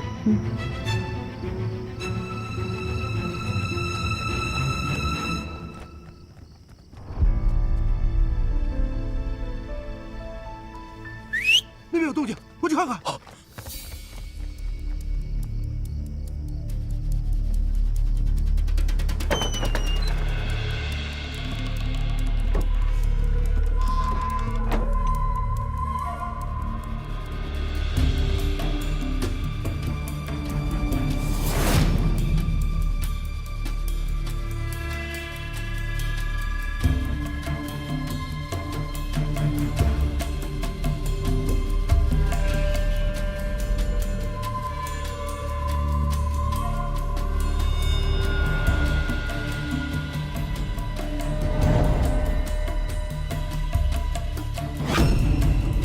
立即印章竟然在这里！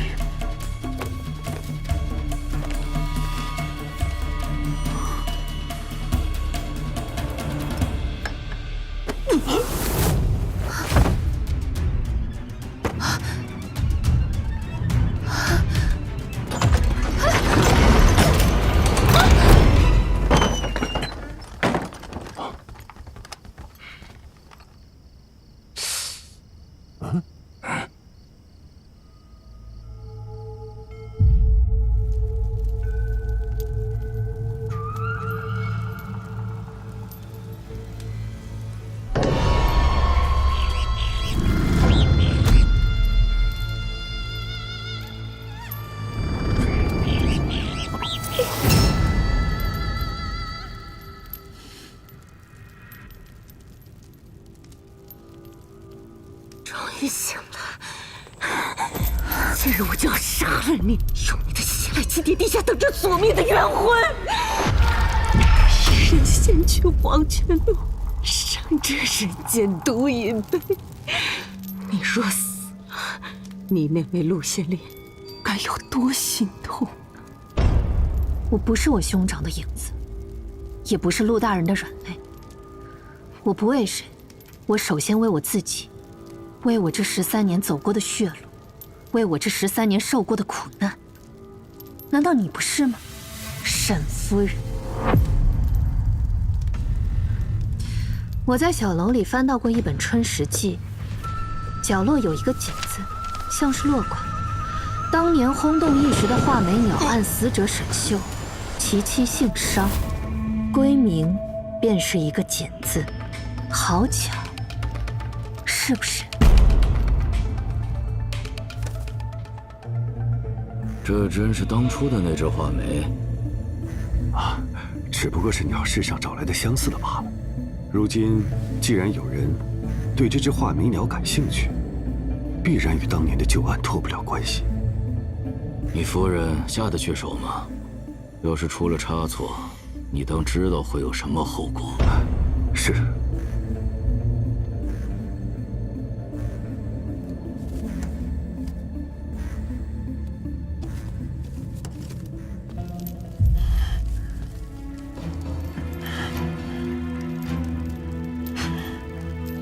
那李琦的妹妹就要不行了，轮到你了。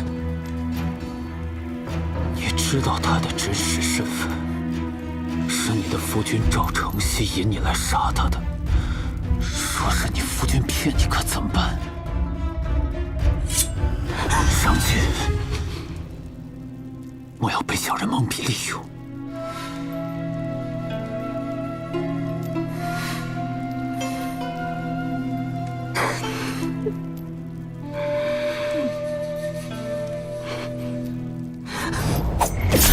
知道他的真实身份，是你的夫君赵成吸引你来杀他的。若是你夫君骗你，可怎么办？我夫君怎么可能骗我？当初是我染疫，卧床不起，都是他衣不解带，日日夜夜的照顾我，他怎么可能骗我？李琦杀了我心爱之人，这是事实，他绝不会骗我。李家死咬于骨。他刚刚杀了我的夫君，我的2个孩儿亡于大义，我真是与灭门有何异？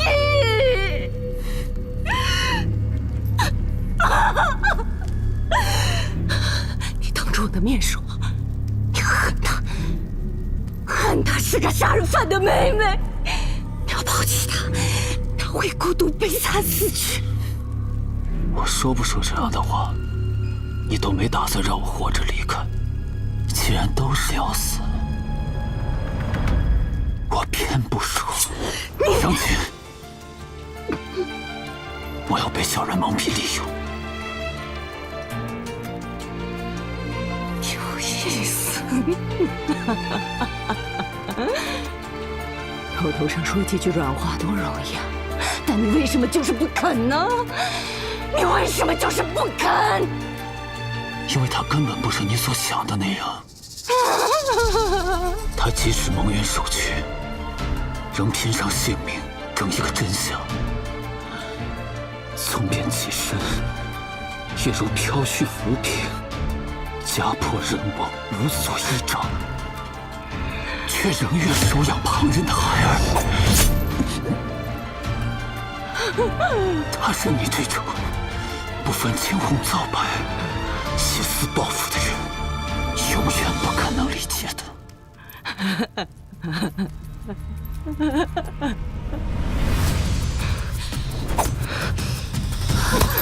他死了，现在轮到你了。谁生谁死，还轮不到你来做决定。就一起死吧！没动静了。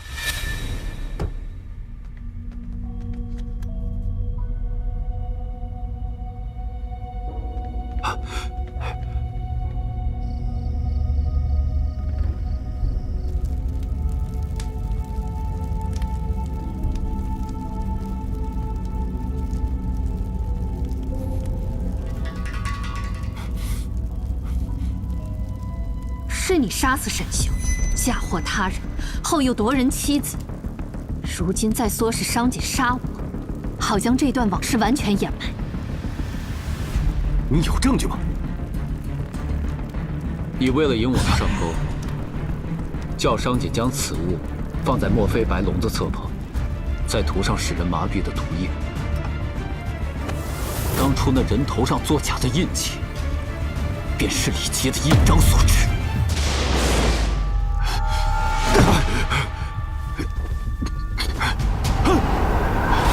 你们少装神弄鬼！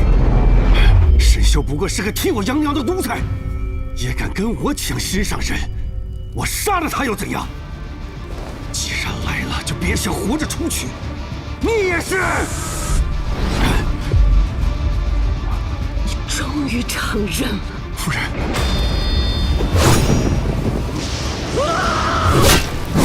13年前，就是你杀的他。夫人，这么多年来我对你，你亲我爱我，但凡我的要求你无不满足，可只是因为这样你就觉得我一定会信你所说的话，替你去杀人？你不会觉得自己太过于天真了吗？帖子都发出去了，这些年我一直装疯扮傻，就等你何时才会露出马脚。最是隐蔽。配合我演戏。我认为，瞻前顾后反而受人掣肘，出其不意反倒可能破局。你想怎么破局？上去，我要被小人蒙蔽利用。当然，可将有儿配合我。他死了，现在轮到你了。你大约也不知道自己早已被你所爱之人投毒多年，体内毒素累积，命不长久了吧？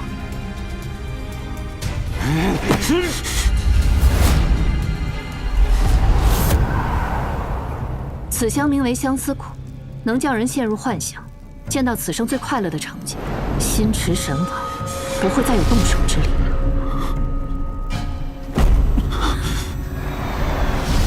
少爷，你认罪了。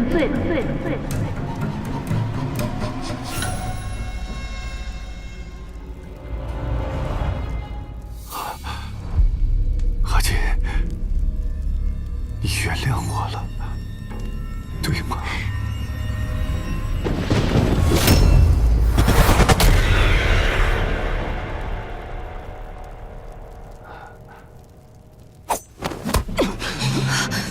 你以为我忘了？我只是在等着你死。政和8年6月初1，晴有风来，恩朝居民，有花催着。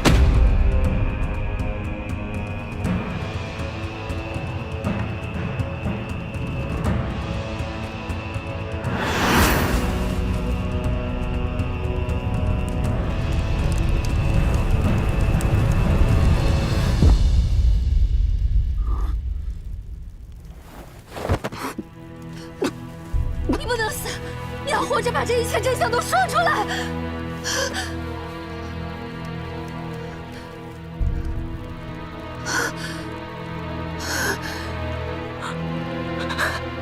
你为什么？为什么？一个杀人凶手当年没有审明，难道觉得10几年后就可以吗？我只信我自己，只有手刃了他，我才可以放心的去死。死了吗？你死了吗？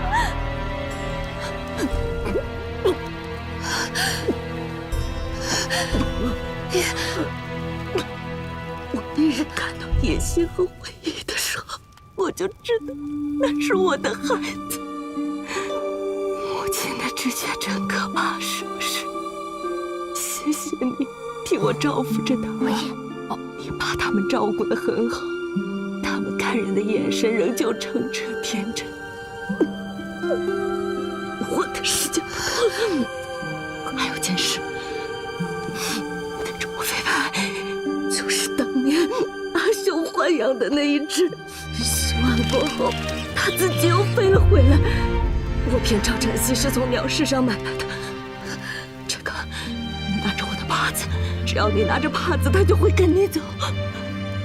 在这世间做人死一生呐，如今要去寻那条捷径管道，望你能再往下走一走。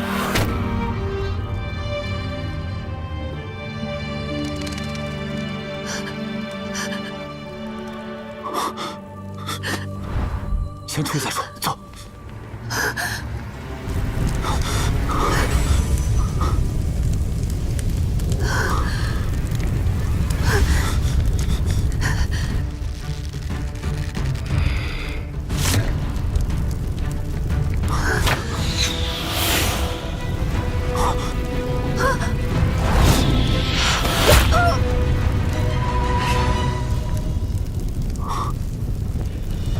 玉石与水，这人身处高位，却必将拉你沉于泥淖，你难道不怕吗？如果报仇的代价只是一条性命，那我已经占足了便宜，又何来惧怕二字？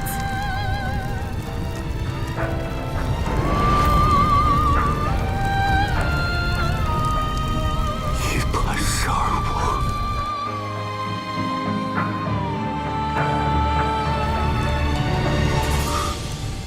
十郎乃我命中避不过的劫数。昨日你绑了我，害我错过时辰，差点死在脚腕。你绑我出城，我利用你上山，两相扯平。等下山之后，我二人最好是泾渭分明，从此互不相干。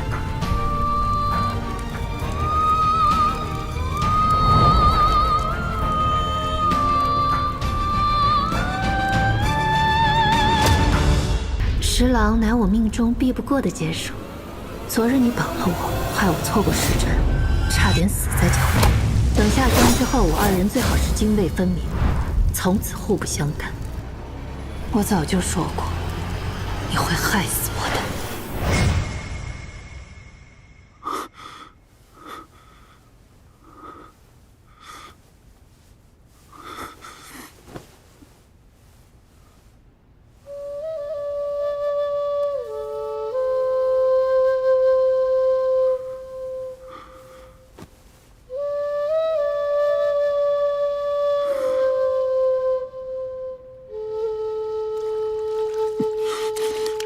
幸好这姑娘机敏，拿手抓剑卸去了大半的力道，死不了的。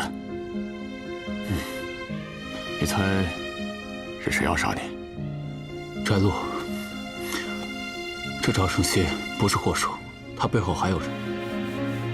这案子只怕比我们想象中更加的复杂。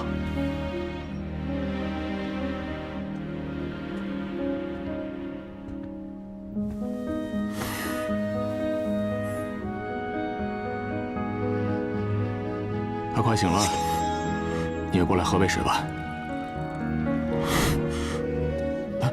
跑那么快做事？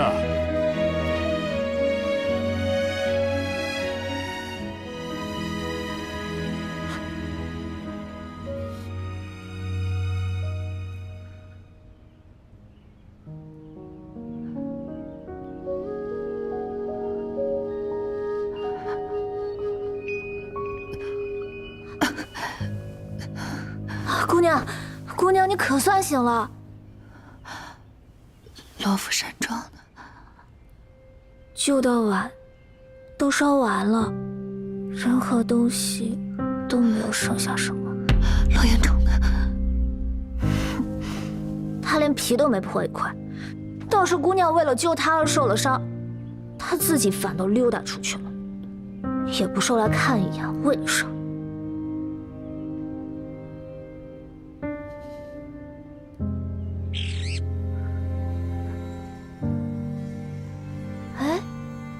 这鸟还怪有灵性的，我们回来，它也跟着飞回来了。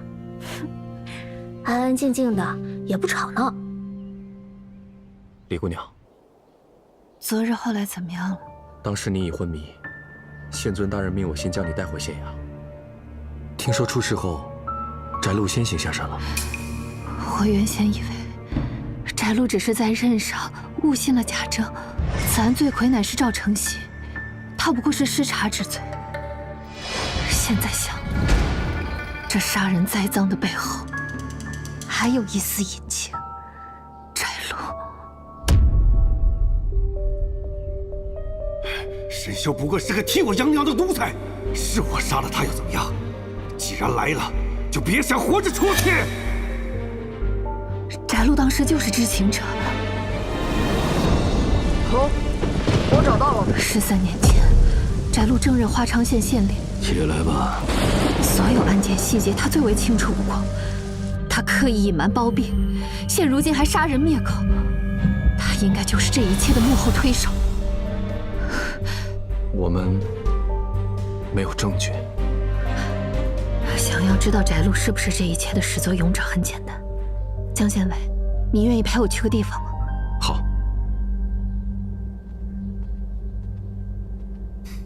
等一下，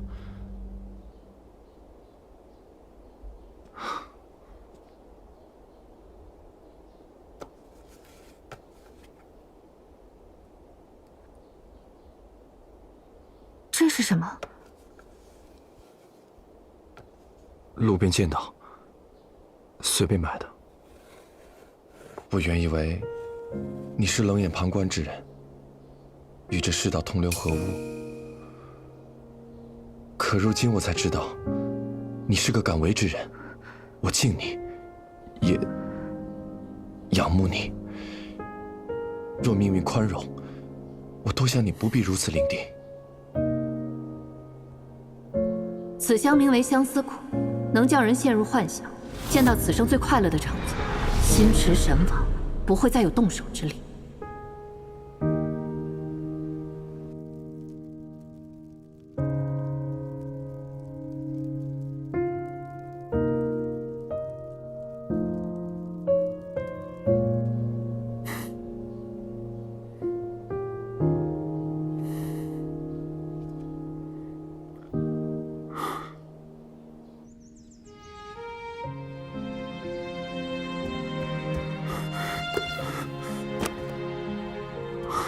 你就这么让人姑娘走了？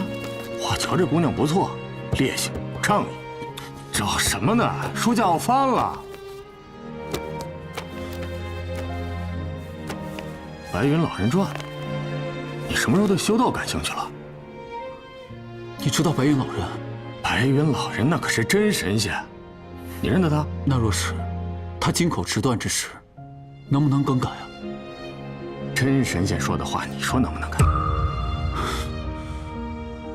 我得改个名字，尤其是言辞，不能要了。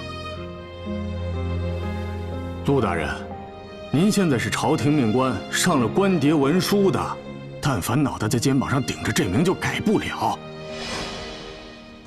你瞪我干什么呀？人姑娘救了你，你偏不理人家，这会儿人走了，你朝我发起疯来了，什么毛病？哎，怎么又不把话说完就走啊？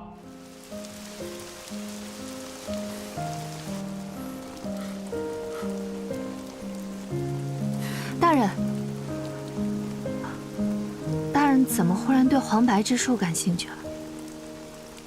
最近倒霉事情太多，去聚会去。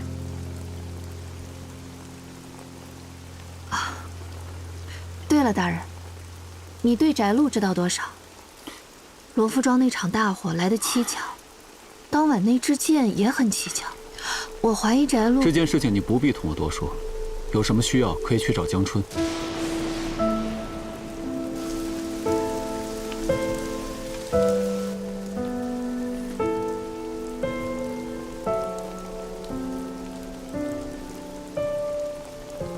李福渊，我知道你身负冤屈，但这世上不只有你一个人有冤屈，你不能要求我专注在你一个人的一起旧案上，你明白我的意思吗？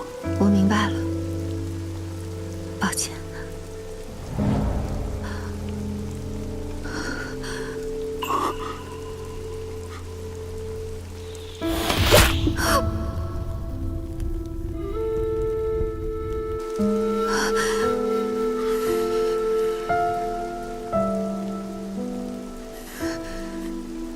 你伤还好吗？还好，并未伤在要害。多谢舍命相救。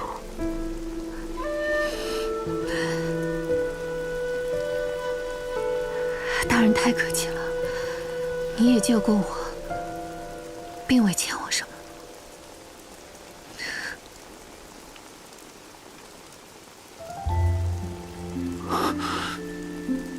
切骨之恨，您大约一生从未体会过，自然也不知我为何拼上性命都要争一个真相。切骨之恨，其实我也是有的。你的兄长也是为我开蒙的恩师。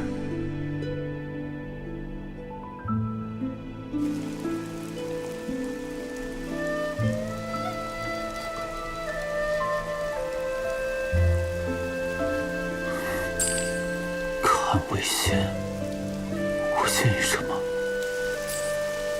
看为止，指的是什么？是我同他的缘分，还是他的性命？我若继续接近他，看为水为加油。想不到，我这辈子也会因鬼神之说而畏手畏脚，裹足不前。李福渊啊，李福渊，你真是我的克星。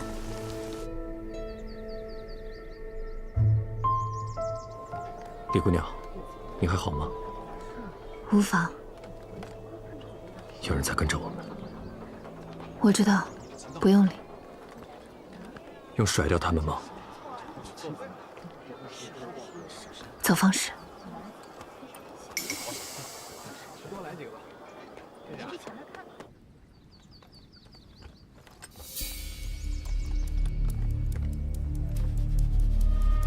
你说的地方，就是血兆居。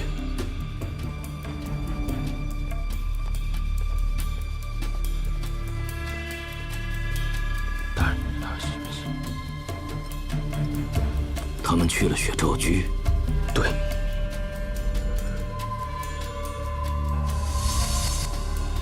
李福渊，你究竟藏了什么？让我瞧瞧，到底是不是你，翟路？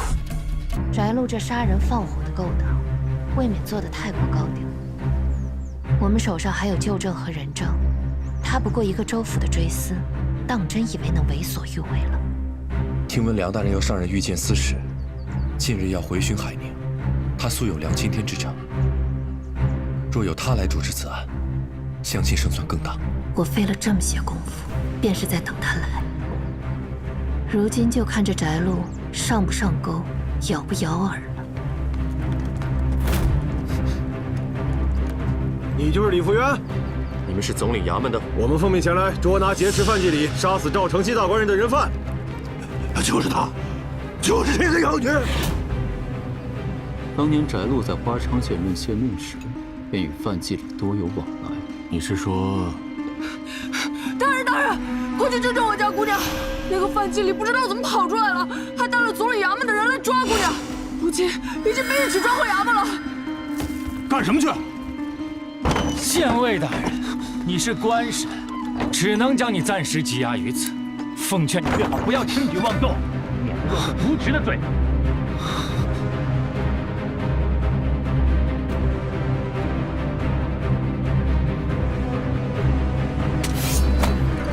大人受点委屈，我们一起去总领衙门探个虚实。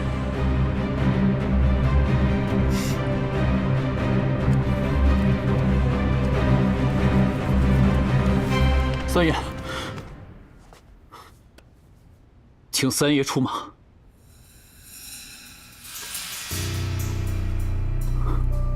文书楼起火时，我知道您保存了旧案的卷册。水来！快救火！案卷文书都在里边。可见您并非对一切视而不见，如今苦主就在眼前，却遭遇不测。若您不此时出手，那这冤案就永无昭雪之日了。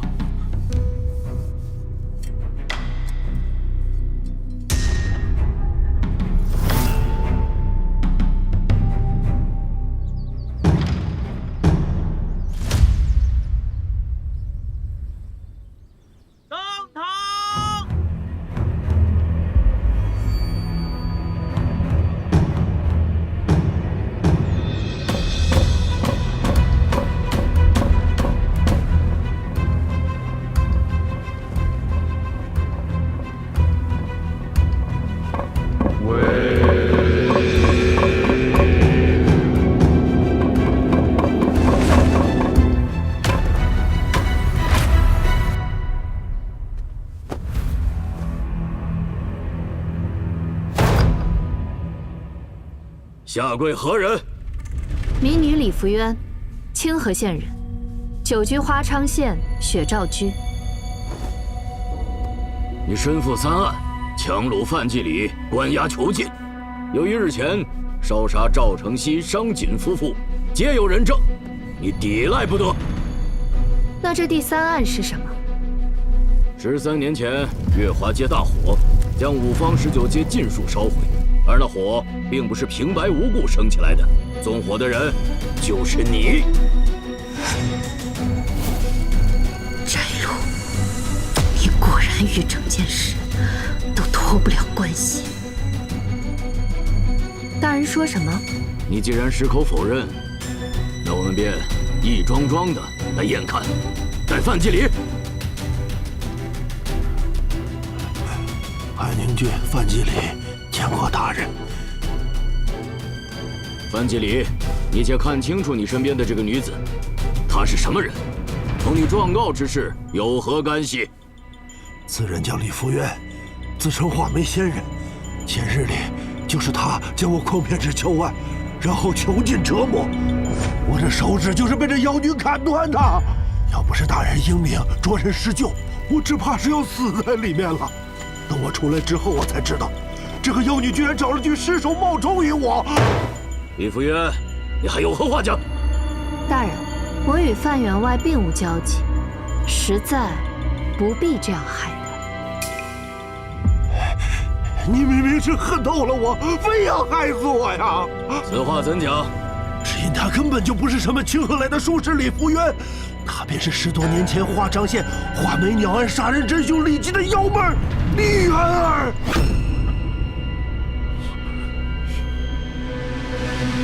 大人，这范员外议政愈发严重了，竟将我无故说成那我并不相识的人。我自有方法。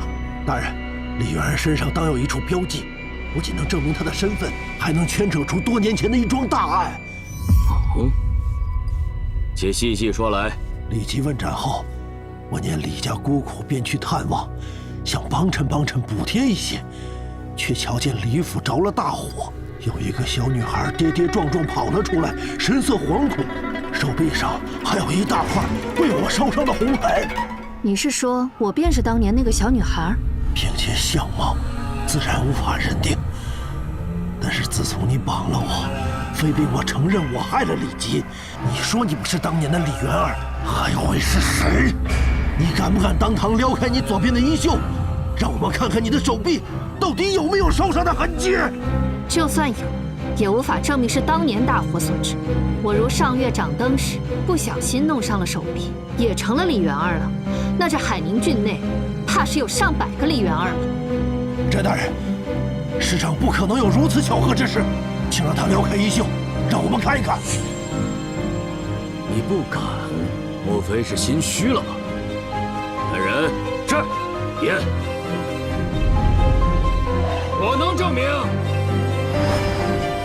他不是李元儿。崔老，咱老儿陈州崔氏崔三见过翟大人。你说此女并非李元儿，有何证据啊？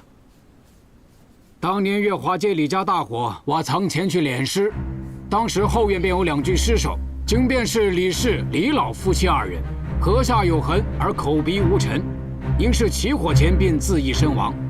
前面还有1具骸尸，因浓烟导致窒息而亡，和李元儿年纪相仿。这包裹中便是当年那尸首身上的物事，请大人便看。崔老儿，你怎敢胡言乱语？他明明就是当初的李元儿。范员外，你这话是何意啊？这可是我10几年前写下的验尸记录，上边还有公谢的印章。莫非我当年便和这妇人一起串通作假不成？够了！多谢这位崔爷替我说了句公道话。范员外，你神志恍惚，大约真将我当成了那个恶人。我并不怪你。你既坚持要看我的手臂，那便看吧。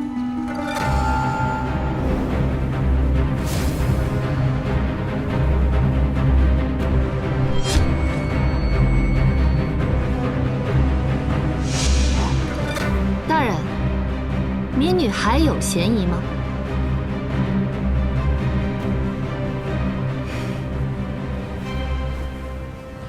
你或许真的不是李元儿，与画眉旧案也无关。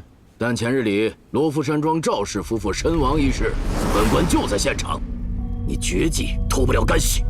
哦，大人莫不是还有证据？待现场清理完毕，我自会找到证据。来人，将此女押下去，容后再审。押不得。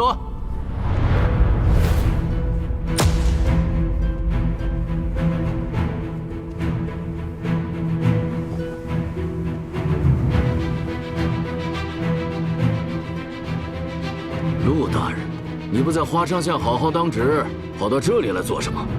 翟大人怎么能这么说呢？您将我有孕在身的妻子羁押在此，我就不能来看一看，讨个公道了吗？你胡说什么？夫人，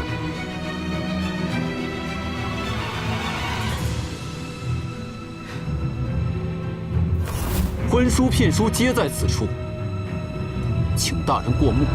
呈上来。我2人3月前已于我夫人的家乡清河县成亲，如今她已有身孕月余，为修身养性，在雪照居休养。既是官眷，便不能押在公县。况且我娘子有身孕，受不得奔波劳苦。翟大人若是不放心，便在这县衙附近寻一个住处，我与娘子暂歇。先说好，须得临水，得风景好，还得南北通透，最好在僻静些。放肆！不敢。翟大人如果觉得麻烦，也可以让我们先回花昌县去，待到有实证之日，再将我们召回来也不迟。还是说，翟大人您怕我们跑了不成？我谅你们也不敢。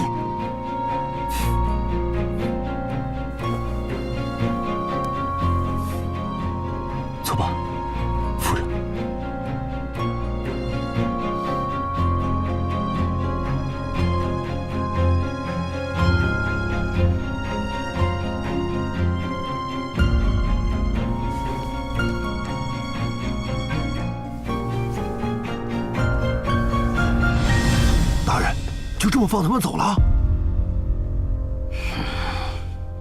在我受审期间，我会尽可能拖延时间，届时江大人可在衙内寻找翟禄的相关罪证。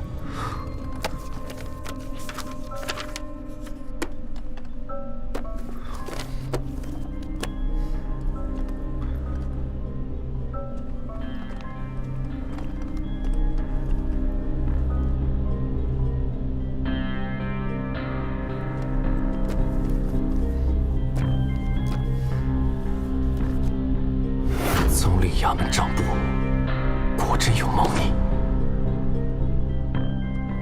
多谢大人。事急从权，你且放心，等子坚事了，必定替你改头换面，去个山清水秀的地方，择婿另嫁，一定不会损伤你的清誉。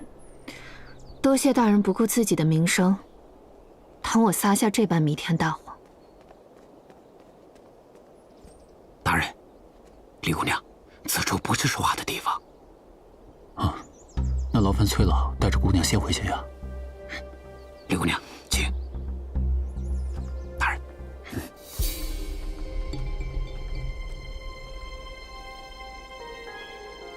好个华昌县，县令抢人，县尉拆房，我还真是小看你们了。少了什么？这还不快去追那江春！是。厉害，浪家！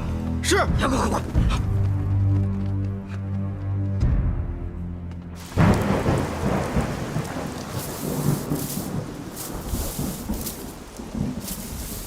崔老，多谢您的庇护。那具所谓的尸体，应当不是个小女孩，而是一只小黄狗吧？现在想来，县衙里那具假饭几里的尸身被烧，应当也是3爷默许的。查这种旧案，对谁都没有好处。我暗中相助，只是望你不要因此事而落罪，早日忘记前尘，做个自在的人。那为何你现在又愿意站出来了？因为有人求我。什么？啊，没有什么。你的手臂为什么没有烧伤？我也觉得奇怪，范季礼在公堂上如此笃定地指认我，可见他描述的那日情形不假。他确实见到了一个被火灼伤手臂的小女孩。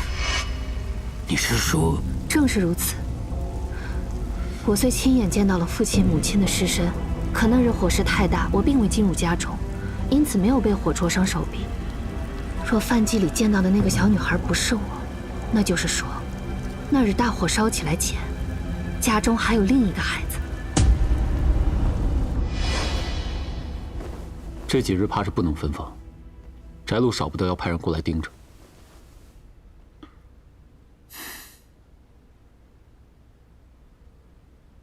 你在想什么？江县尉怎么还没回来？你倒是时刻都很关心他。他也是为了我才会得罪上官的。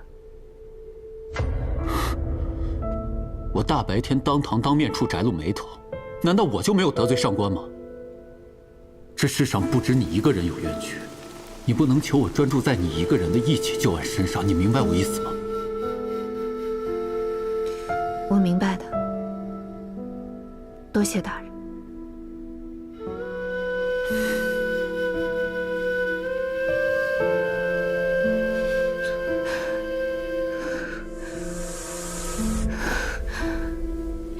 李福元，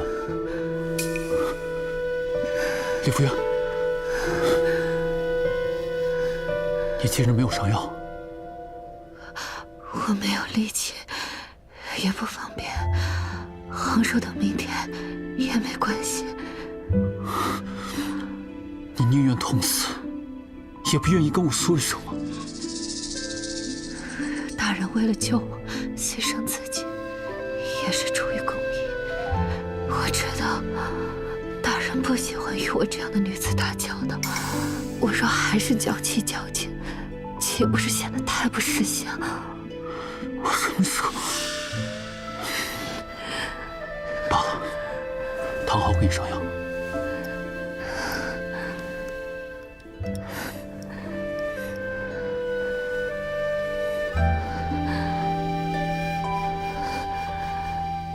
你身上怎么这么疼？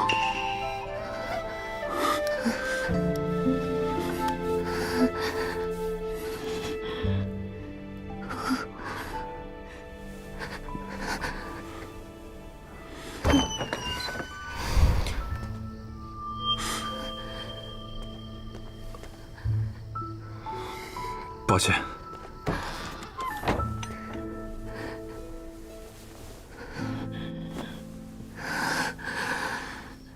去。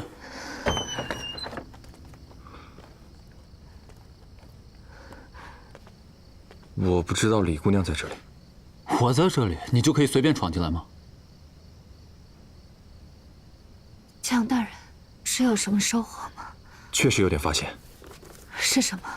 这是州府衙门采购的账簿，4日前购入桐油、火油共计36斗，这数量绝对有问题。桐油、火油，共计36斗。桐油，罗浮山庄的大火。正是，那么大的府邸，即使有煽风作用，若想顷刻烧起来，也不是一件容易的事。我猜测，他们事先将助燃之物暗中运往了山庄，这也让我不由得想起13年前的那场大火。好狠毒的手段！翟禄在州府衙门多年，衙门这一路只怕是走不通。我们即使手握证据，就应当要去找谁？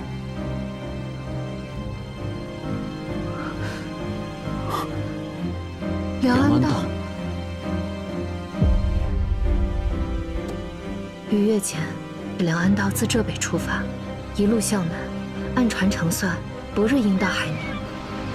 州府衙门届时会派人在秋水烟迎接。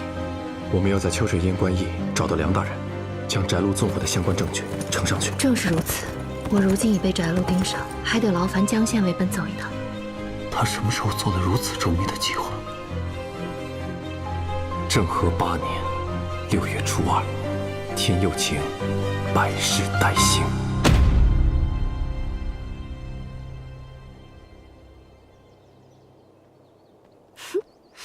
姑娘，这是什么？有个小乞儿送来，说是给我的，真稀奇。这怎么这么多钱啊？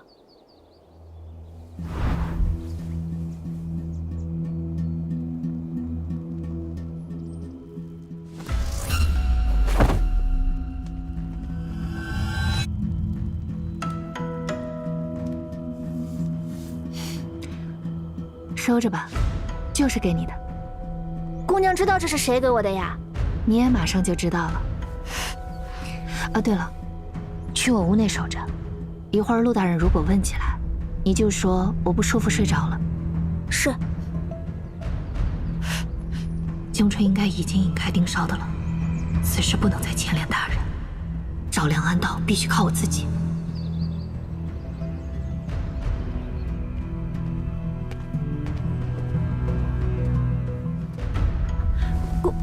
姑娘睡着了。他人去哪儿了？什么时候走的？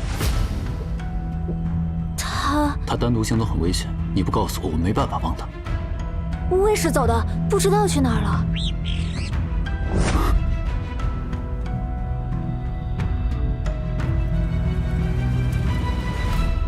不出大人所料，那江春就是个幌子。他走之后，新路的和那女的也出了城。人手备好了吗？是，已在出城的路上。李杰的这个妹子挺有本事，和姓陆的沆瀣一气。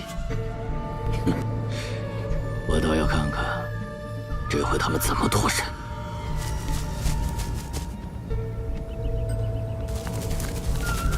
你拿出的那张水路行程图是假的，你利用江春引开翟禄的人，是想自己去找梁安道。你有计划，为什么不事先告诉我？你好像很生气。你可以一句话调走江春，也可以将我蒙在鼓里，自己擅自行动。李福元，在你心里似乎就没有信任这回事。无论我跟江春做了多少事情，你都可以将我们当成陌路之人，随时丢弃，是吗？我没有告诉任何人我的计划，不是因为我不信任你们，而是因为我知道，只有我能替自己翻案，与旁人无关。旁人？本县令就是人证。今日4时一直到1刻钟之前，仙姑姐姐一直在我榻前相伴，半步都不曾离开。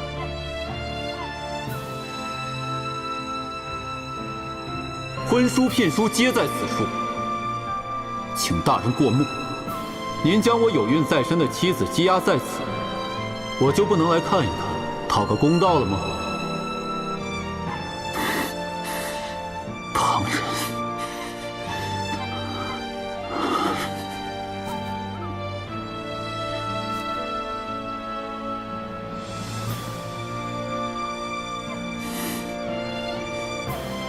罢了，你这颗心如冰如铁，根本就没有半分常人的感情，我就不应该帮你。我不需要谁帮，也不需要谁救。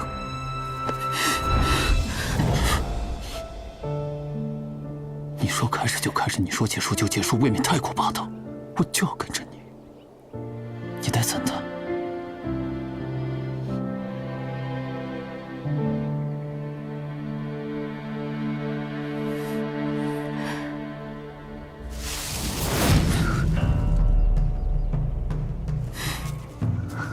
我也不需要谁帮，也不需要谁救。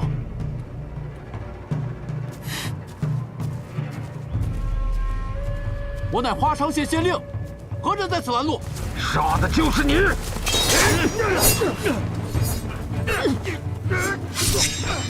就不能让此人接触到梁大人？怎么有两路人？是那妖女，追！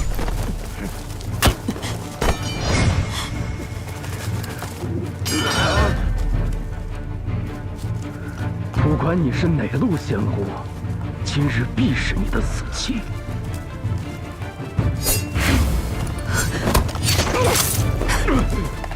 别让他跑了！别跑，追！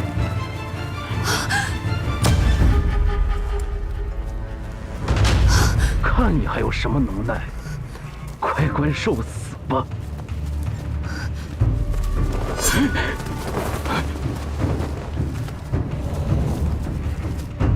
即刻汇报给大人，走。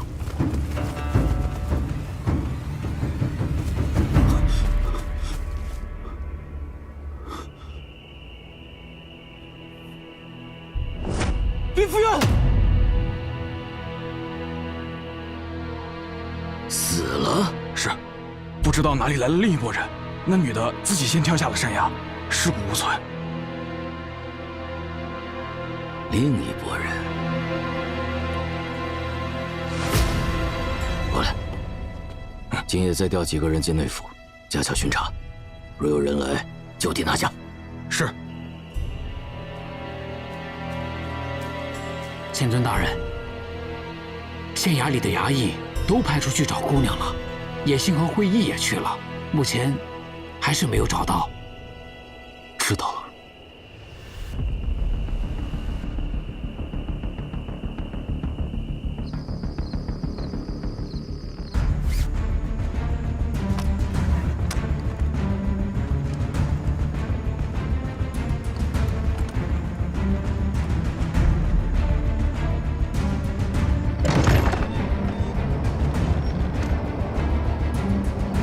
今夜漫长，翟某恭候多时了。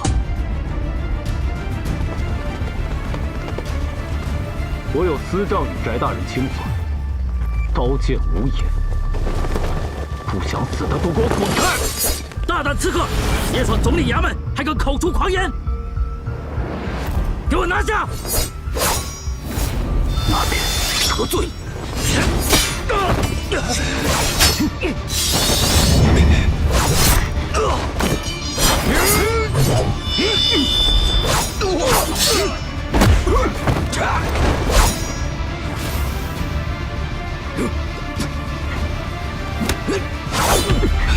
你想死啊？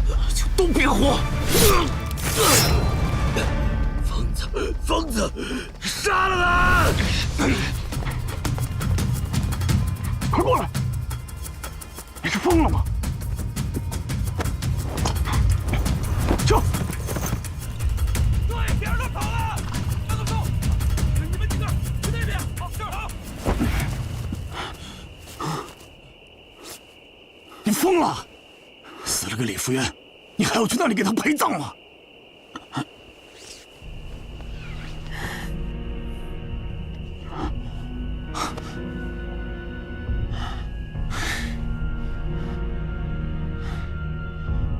我很清醒，我这辈子从未这么清醒过。翟路那里那么多人，他已经有了防备，你今夜肯定杀不了他的。知道，你知道你很……他是为我死的，他总是很冷漠，不承任何人的情。只有我能替自己翻案，与旁人无关。还喜欢对人说狠话，但如果不是要为我引开那些人，他不会掉下去。你说多奇怪？我接近他，他会不信；我避开他，他也会不信。好像无论我怎么做，都不能令老天爷满意。既然如此，无论是他死了，还是他活着，你又想干什么？那我能不能求你件事儿？什么事儿？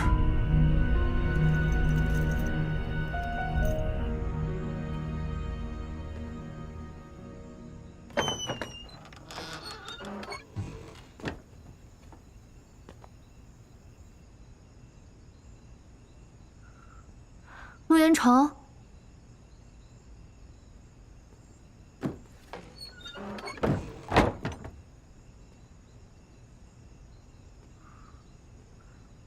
我就消失了半日，府上怎么空无一人了？别点灯。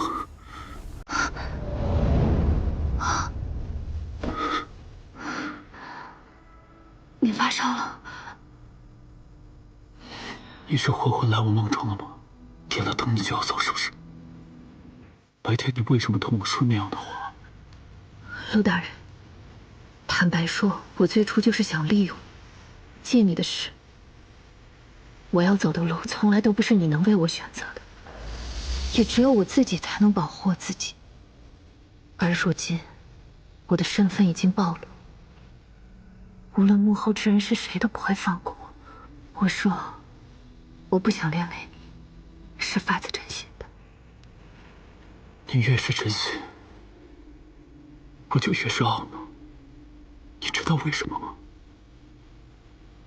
因为我想你对我自私一些，我想要你对我要求的多一些，我想要你不要将我看得与旁人一样。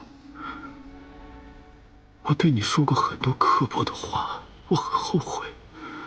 我以为我只要离你远远的，那些玉石而亡的誓言就永远不会实现。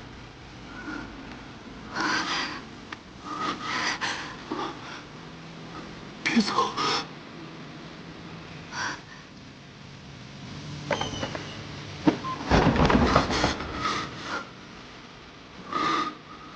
李福元，我喜欢你。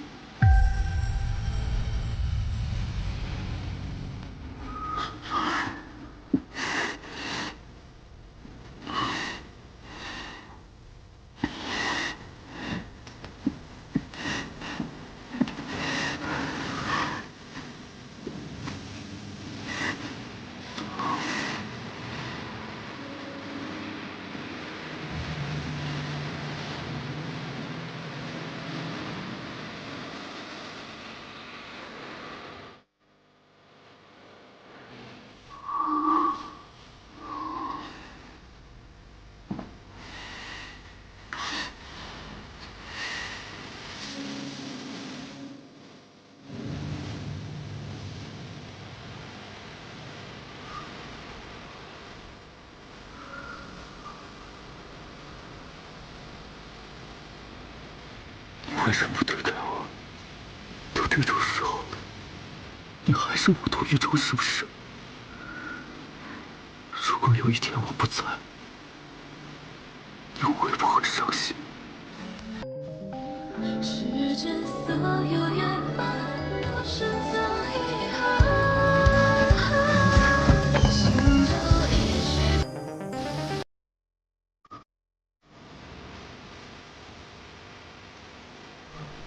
你大爷是不会伤心的。有些话，有些事，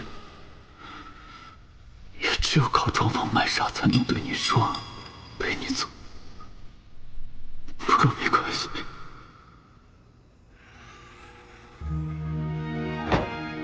过了明天，你一定会没有后顾之忧的，好好活着。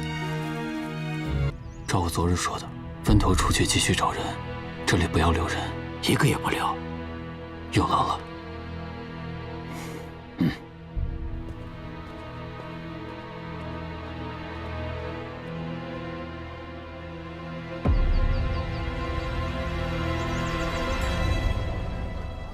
这位梁大人不在观驿，其余各必经之路也没有任何踪迹。一个堂堂2品大员，竟能无端消失了不成？李姑娘，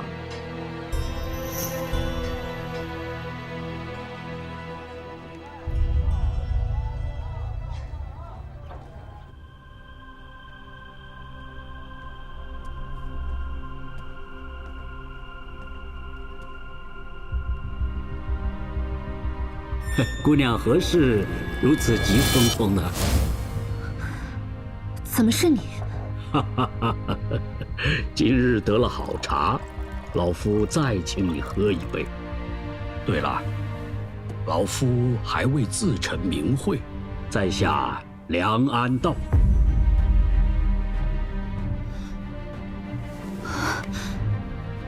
姑娘不必多礼。原来大人早就微服到了花昌县。不出来走动，不就成了聋子瞎子，什么也看不到，也听不到了吧？那我来看什么？一把年纪了，游山玩水吧。李姑娘，我们已将证据呈给梁大人了。我都看到了，未曾想到一桩陈年旧案，其中竟还有这么多的波折：杀人夺妻、伪造假证、嫁祸他人，当真是一环扣着一环呐！我知道这话来得迟了些，但总希望不会太迟。李姑娘，委屈你了，我定会还你一个公道。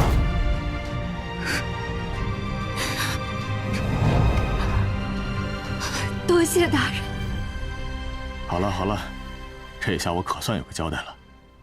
姑娘前日里掉下山崖，可把我们陆大县令给闹急眼了，非得催促我来找梁大人。我求你件事，我怕江春没那能耐找到人，梁大人那边……好，我答应你。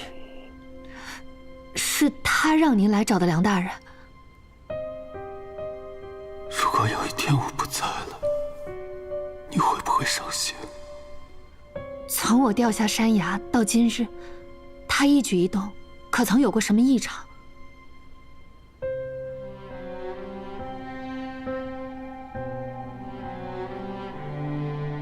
翟大人到。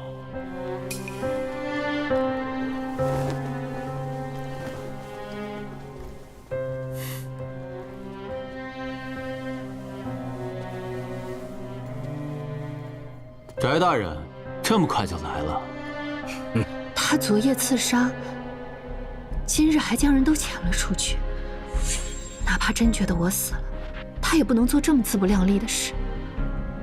他昨日刺杀可有留下什么证据？譬如身上的痕迹之类的。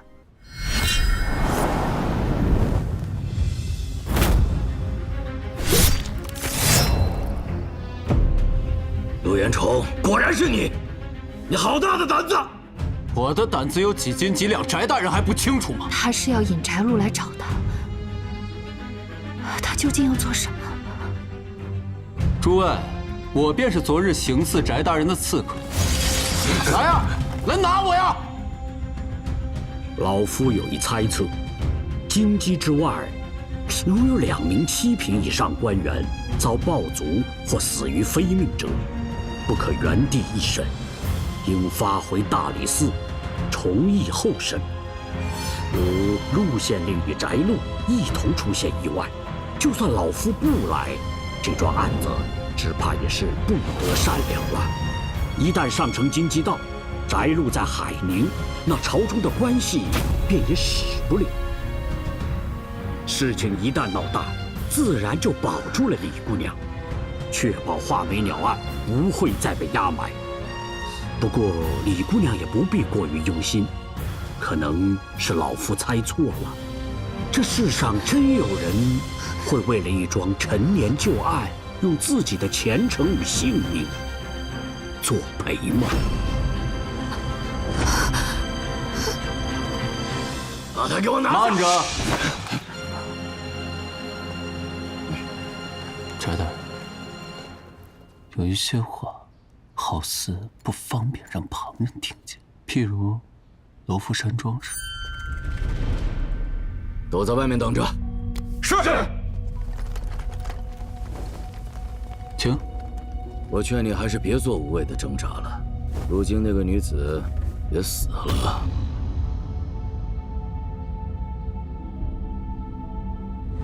不错，人已经死了，万事归空，什么都不曾剩下。坐。我见过李吉，我到任时，画眉案还未发，李吉字好，学问好。在县衙兼任过几个月的文书，我和他有过几面之缘。你和他有点像。像啊！我以为翟大人依附当朝宰相，而我在吞海楼上写了那篇得罪宰相的诗文之后，翟大人厌我的紧呢。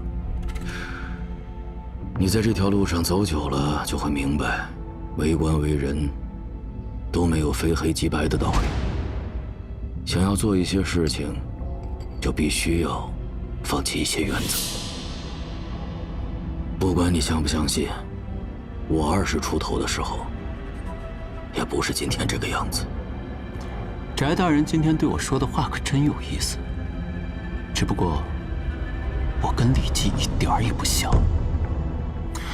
一个女人还不至于让我要死要活的，但昨天我若是不整那一出，那翟大人恐怕也不会这么轻易露面。有些事只能等我2人会面密谈。你想要谈什么？大人对我了解不少，应该知道我不是什么蠢人。我此番帮李吉的妹妹翻案，也是想搏上一搏。我赌着画眉鸟一案在海宁的影响，争他个清流清正的名声。但现如今人已经死了，没了苦楚，这案子怕是翻不出什么水花。想要在仕途上更进一步，少不得得另谋出路。因此，我思前想后，觉得背靠大树好乘凉。翟大人，此次我是来向您投诚的。哼，空口白话。既然敢与翟大人坐下来谈交易，自然不可能没有诚意。此处皆是与罗浮庄画眉鸟一案有关的证据，从不曾示人。大人在海宁这一带根基深厚，虽不知怕我告发，但这样的把柄落在旁人手中，总归不妙。如今我将之交还给大人，算得上是足够的诚意了吧？你想要什么？虽说罗浮庄被烧了，但赵承熙这些年的家底不可能全没。我要那宅子、地、西北深商的路子，这不难吧？你真是打得一手好算盘呢。我拿下这份产业，大人并不是全无好处。我将这么大个把柄送给你，今后我们同气连枝，互相照应，这样大人岂不是放心了许多？我做了许多事，不过是求一份利，求一份前途。大人只需要在这上面签了字，我们今后便是一条路上的人了。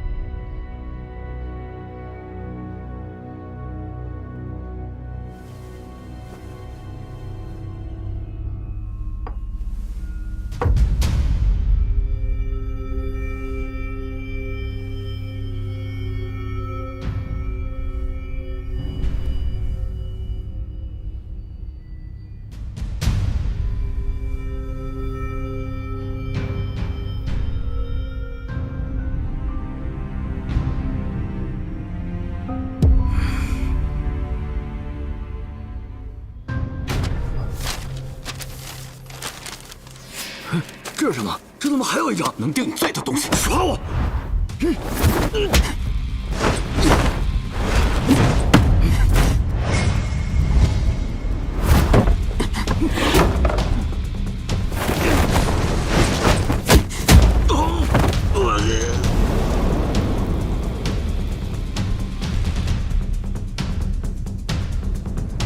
陆延崇，陆大人。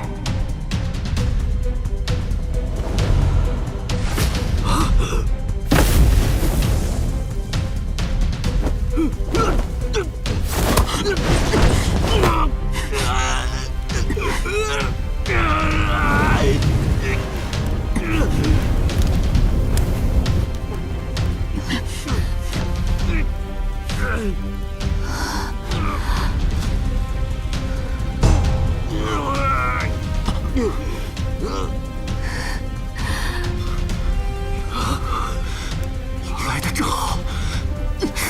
看见那边那个盒子了吗？金手所制，应该不会被烧坏。拿走吧。这里面是什么？是能还你兄长清白的证据。转头出去，不要看。他这是要死，你不管吗？啊！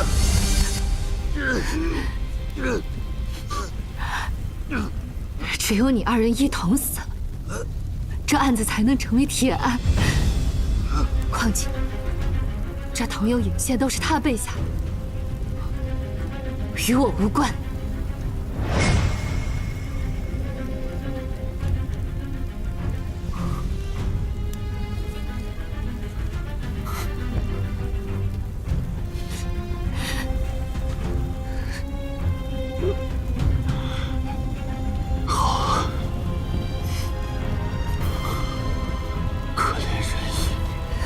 多如水，愿你自此如愿有意，再无不可取之处。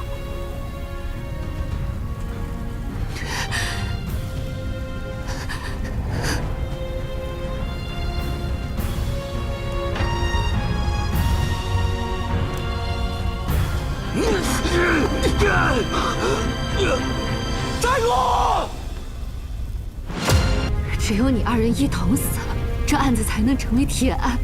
况且，这藤油引线都是他备下的，与我无关。可怜人意，多如水，愿你自此如愿有意，再无不可取之处。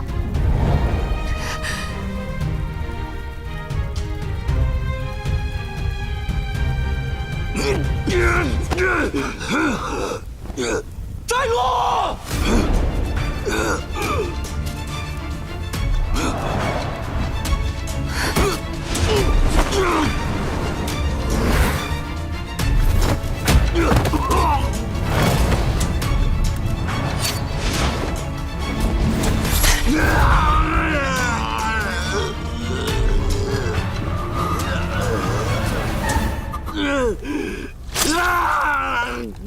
御见司使，梁安道大人在此。翟禄，江春送来的证据我都看了，你的人我也压下来。10多年前，我入京述职的路上认识了你，你险些得误症死在路上，但却不肯回城。一问才知道，是为了官亲强佃人田，使人家破人亡。你一个舒比利，竟敢揣着状子，胆大包天，上京告状。我20出头的时候，也不是今天这个样子。如今你变成这样，你有什么面目见你的妻儿老小？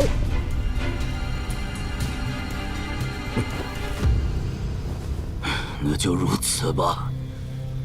当年赵承熙给我送银子，我做定这个案子的时候，便当知道会有这一天了。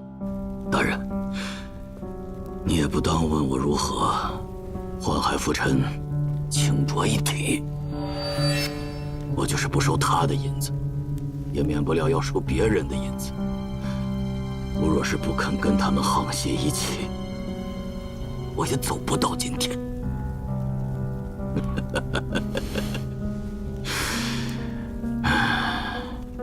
东风谬长花拳柄，因威一调压千金。你当初敢在吞海楼上这么写诗讥讽当朝宰相，冒的就是掉脑袋的风险。看你今天的作为，定然也是不怕死了。只不过胆子大的人，不一定会有好下场。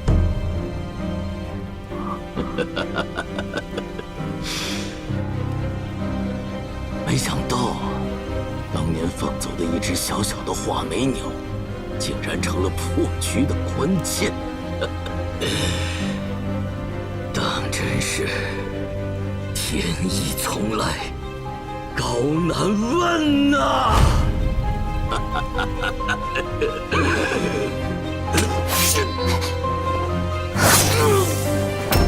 政和8年6月初3，天阴，世俱往矣。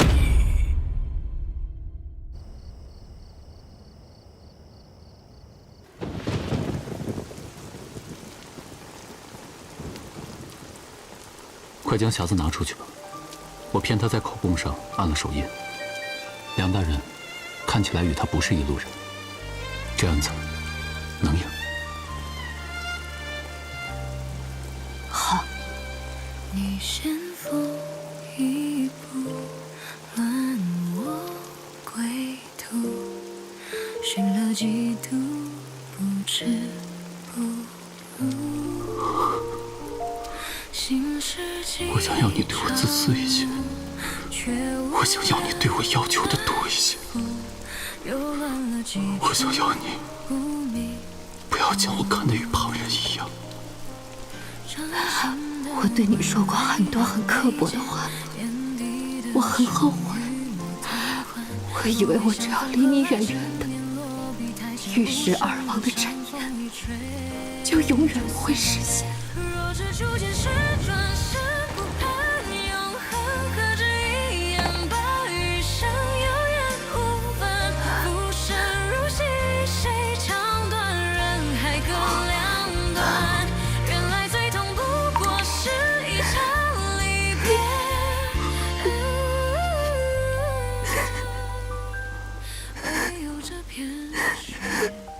你哭了，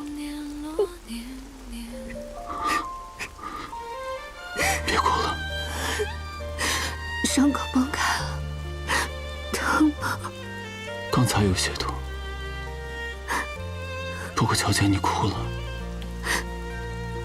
我又忘了。好了，没事了。我留了后手，不论今天梁大人来不来，我都不会有事。你看我像是那样蠢笨的人吗？你又骗我！我几时又骗你了？你从前骗我说你一点都不喜欢我，现在又骗我没有要为了我去死。陆彦忠，我们不要再去管什么世道、什什么陈言了，好不好？你愿意为了我死，但我想为你活了。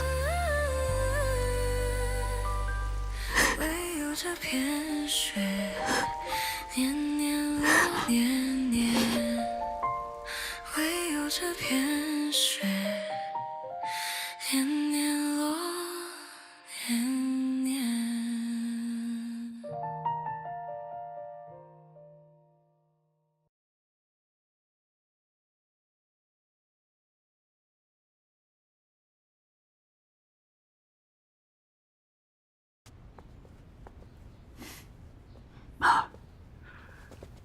画眉鸟一案，我本已暗中了解过，案情基本已清楚。二位且放心，我会尽快重审。多谢梁大人。谢梁大人。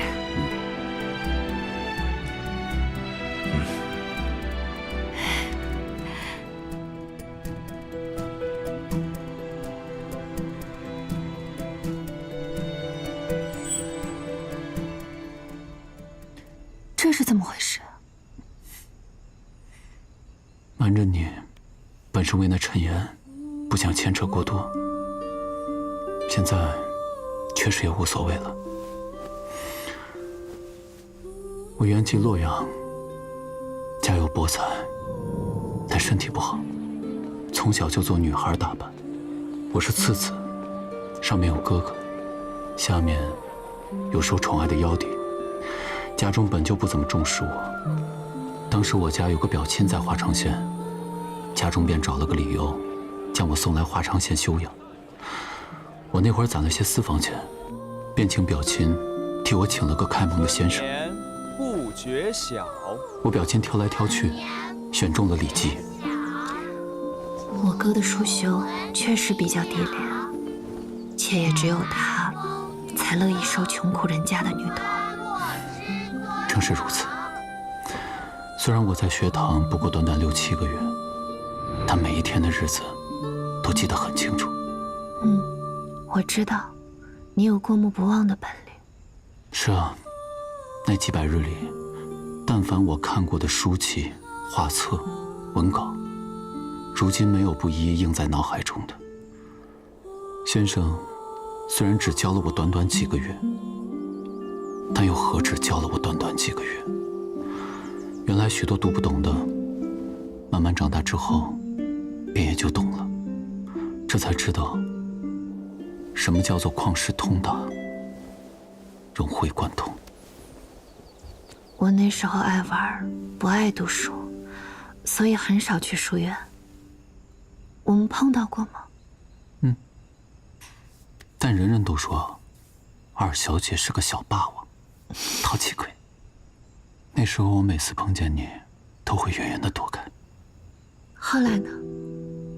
后来，画眉鸟案发后，我们这群幼童也俱被遣散，书院的书册等物皆被上缴。我听闻老师被定罪，心中十分难过。但当时我不过垂条之龄，又能做些什么呢？再后来，就听说先生在狱中自枪了。过了1个月，我那表亲要去京城做生意，带我一块儿走。我便想着再回书院看一看，正好我还有些碎银，可以拿来交给先生的家人。谁知便见到了那一幕。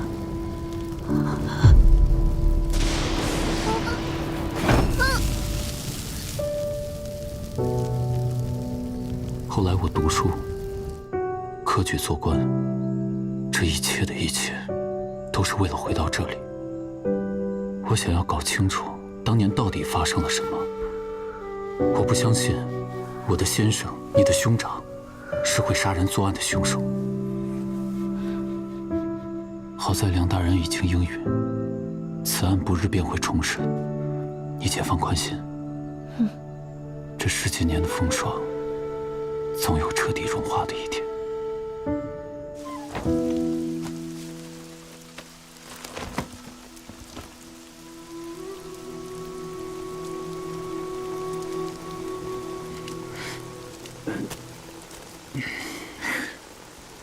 早啊，崔三爷。崔三爷其实是认得我哥的吧？崇宁5年，有过一场虫灾，县衙卷宗文书都被蠹虫所侵。你兄长来县衙帮忙修补誊抄文书，我们算是做过3个月的同僚。当初他被定罪的时候，我应该为他说几句话，但我当年却没有这个胆量。梁青天果然不负其名，短短几日，把崔老保留的卷宗以及画眉鸟案其余证供已全数整理完毕，只待过堂了。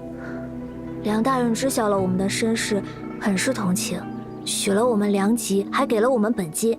今后我打算跟会议离开海宁，去京城做点小生意。听梁大人说汴京繁华，我也想去瞧瞧。哎，听说你有望升迁啊？确实有望升迁兵卫司。我丁忧期已满，也即将启程回京了。岑仲伯伯，你也是官啊？唉，你们都走了，就剩我们俩了。你才刚上任，就好好待着当你的县令吧。你看着他些，省得这个人再发疯放火。父亲、母亲、哥哥，云雾中散。我这一回，不是等人来救的雏鸟，我也是飞隼，是猎鹰。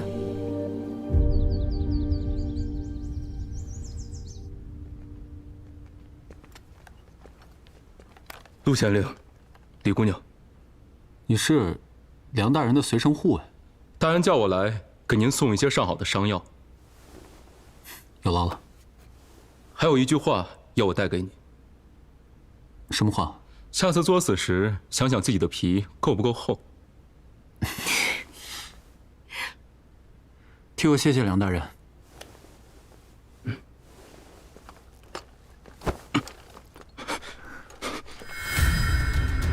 他右臂有伤。春眠不觉晓。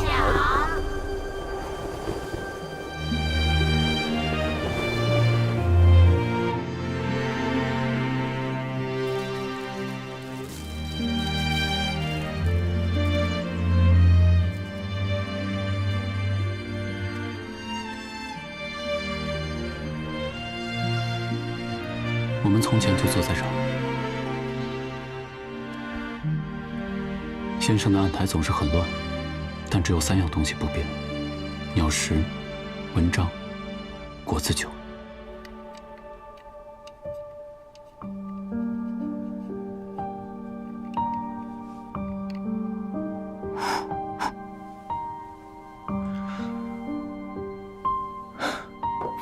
过来。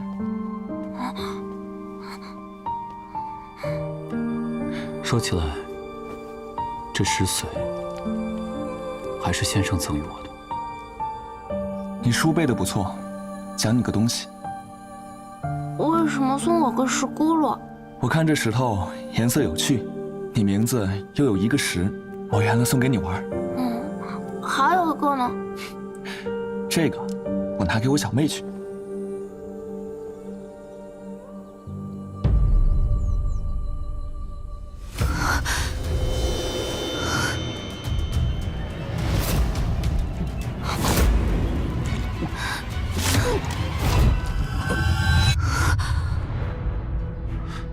怎么了？这石髓是我兄长给你的，是不是有什么不妥？原来他是要告诉我这个。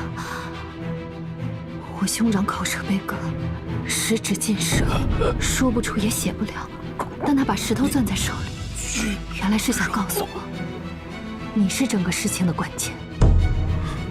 我？但如果你是整个事情的关键，这件事情仍然很蹊跷。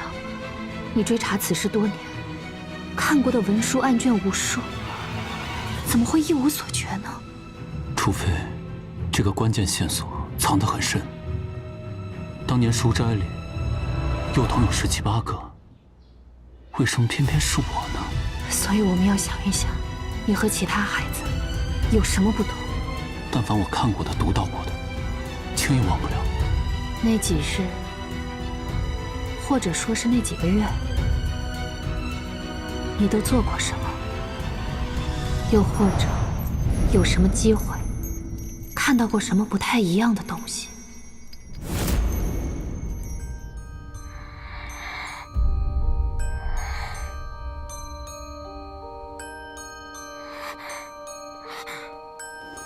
先生讲课很有意思，一点也不枯燥。但要说课上能与小童说什么牵扯人命案的关键，可能性不大。你除了上课，还会做些什么？睡觉。你怎么不去玩啊？没意思。的确没意思。我给你找点有意思的事做。既然不去玩，那就抄书吧。抄书？抄了什么？有老师自己的诗篇，还有一些对于杂诗的议论。不是这些，还有什么？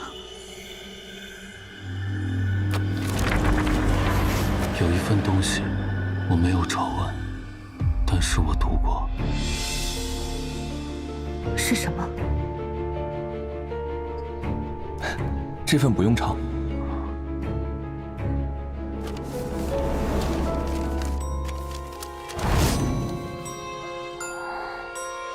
不是文章，那是一篇谏言书。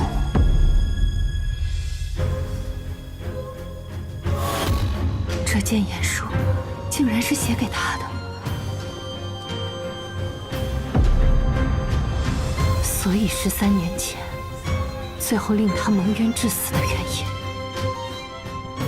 就是这个。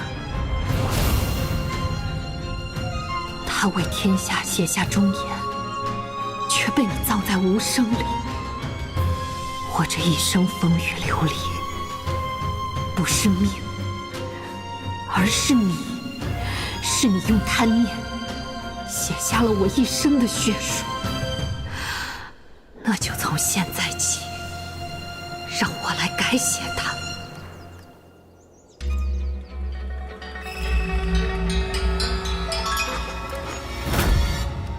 有人。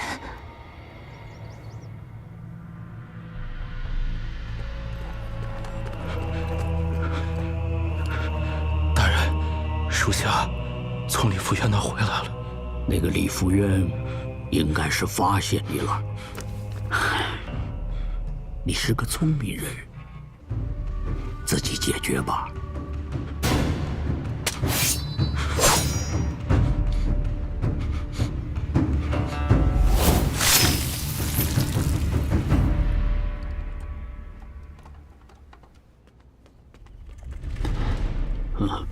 梁大人，伤都好些了吗？皮肉上也无大碍。今日我与福渊是专程来拜谢梁大人的。何时才能吃上你二位的喜酒啊？这正是我与福渊来此的目的。施琅的父母于亲远在清河县，我家中已无亲长，因此斗胆想请大人纡尊做一回主婚人。这有何不可啊？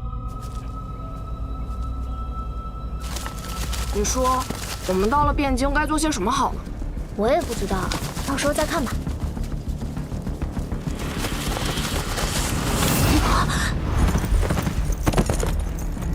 撤！撤！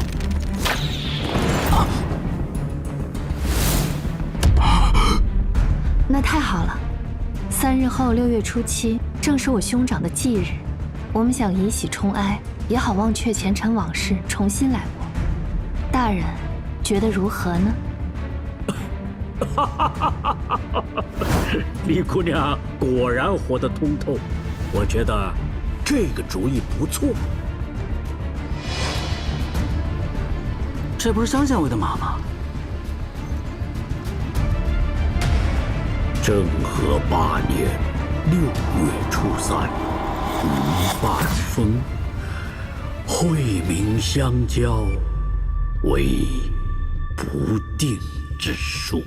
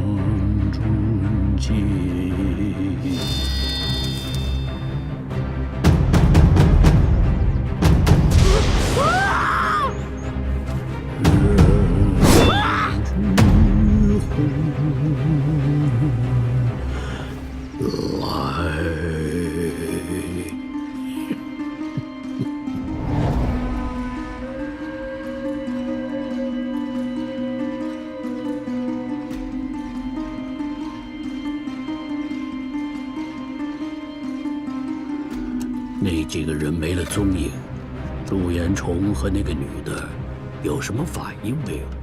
并未见。从衙门传出来的消息，知道是崔三告假，江县尉出城办事去了。大人放心，我等日日在外监视，他们看起来并未注意到这几人，应该在用心筹备婚礼。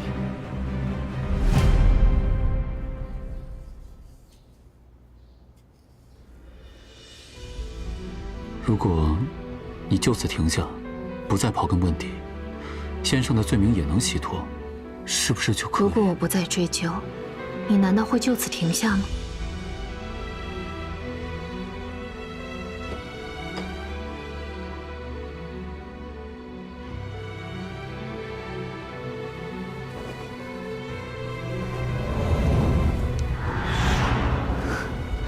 怎么身上这么重的露水气？昨日没睡好，出去逛了逛，原是想宽慰你，叫你不要害怕。如今看来，竟是半点不去。而今之举，吾为权、名、利，为此后含冤而去者，不必如吾兄；为此后蒙冤而活者，不必再如我。什么日子呀！请心腹下轿。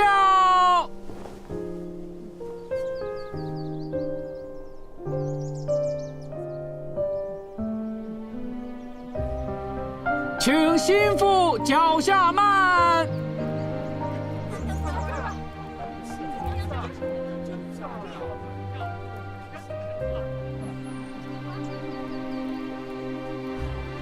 请行。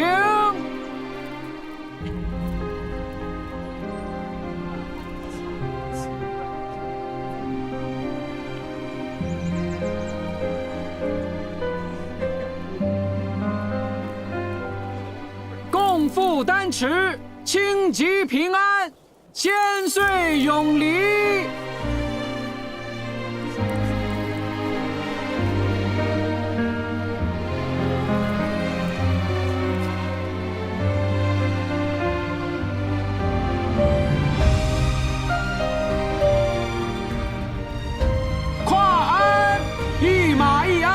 新人马鞍停乘过，千金富贵荣华过百秋。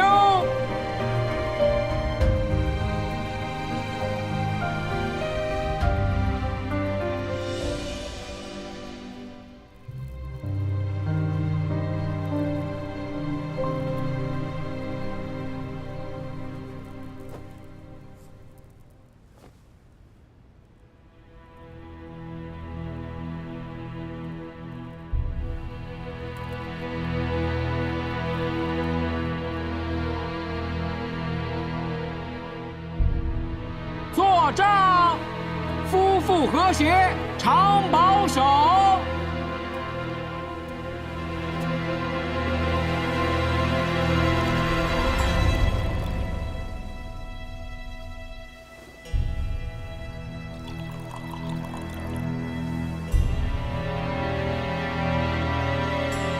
来，喝！好好。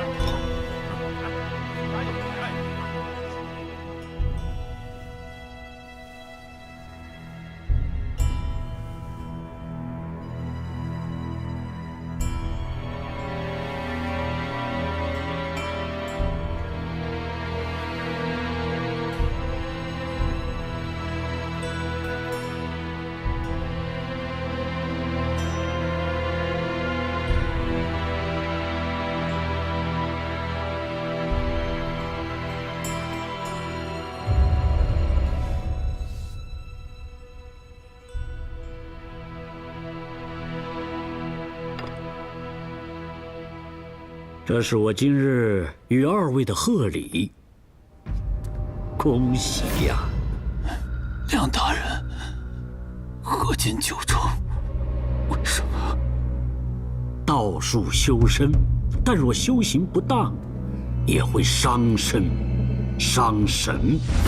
李姑娘或许就是这种情况，因此新婚之夜发起颠来，杀死新婚夫婿后自枪身亡，这也不是不可能的。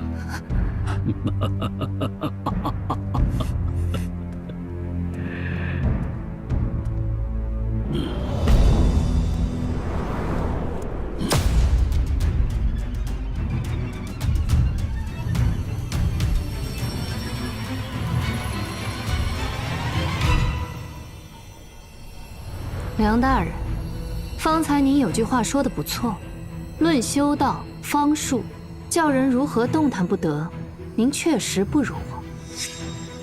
你们早有准备，李夫人不，李元儿，你想干什么？今天来的人，一个都不许走，通通留下，旁听此案。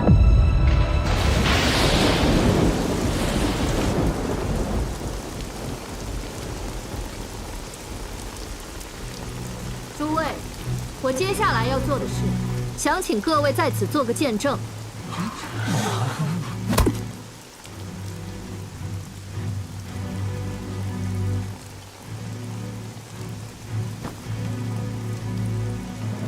今日之事，我一人便足矣。你愿意陪我赴死，是你的情谊；但我若真让你死，那我便不是李福元，而是我兄长的影子，是这乱世的玩偶。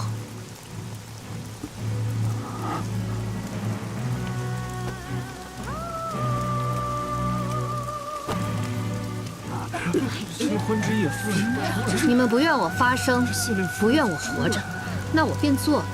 你们说我是妖女，是匪徒，是谋逆，那我便是了。但我自审清白，不用对得起你们任何人。陆夫人，李姑娘，您告官已然犯了大罪，你居然敢私设公堂，那可是要杀头的呀！已经无妨了。诸位这几日，想必已经听说了画眉鸟案的真相。今日在这里，我们将整件事情明明白白地说清楚。13年前，商人赵承熙觊觎幻鸟人沈秀的妻子商姐，想出了一个极其恶毒的主意，将沈秀骗至郊外，残忍杀害。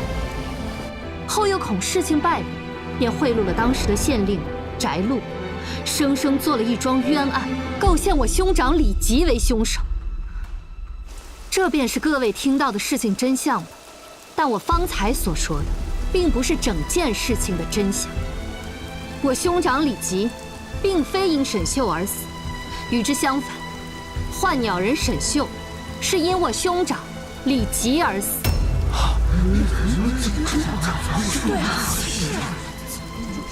李姑娘，你是不是服了什么丹药，神志有些不正常了？先是将我们困在此处，后又发了些胡言乱语。你兄长不过一个普通举子，并未入仕，说他就是倒霉，恰巧被人构陷，那还说得过去。若是说有人为了要害他，还故意去杀了个人，这太匪夷所思了。倘若构陷他的人位高权重，就胆大包天呢。哦。那年天气阴湿，日晒不够，楼中多疏度，文书案卷有许多破损。我兄长李吉因写的一手好字，得聘做了几个月的候补文书。便是在那几个月里，他慧眼如炬，瞧出了许多旁人瞧不出的东西。一介书生，能看出什么来？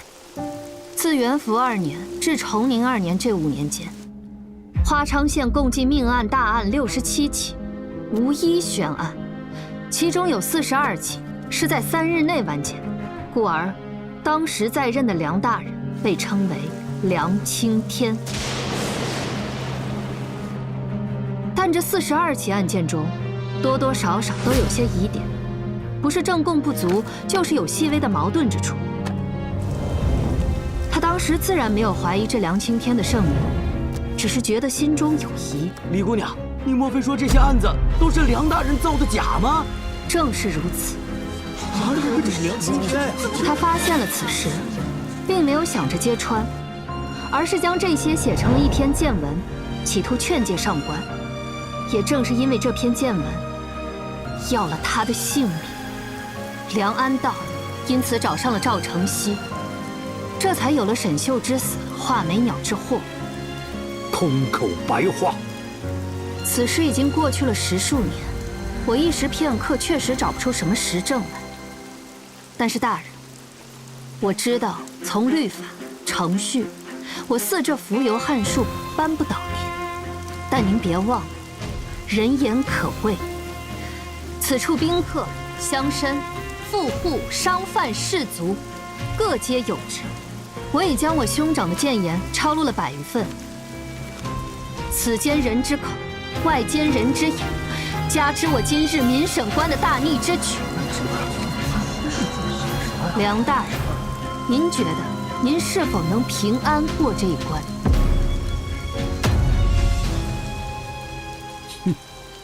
原来你们是想这么做啊！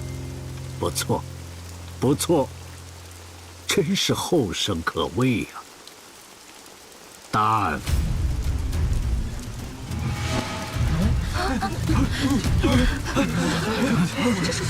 此刻我也放心了。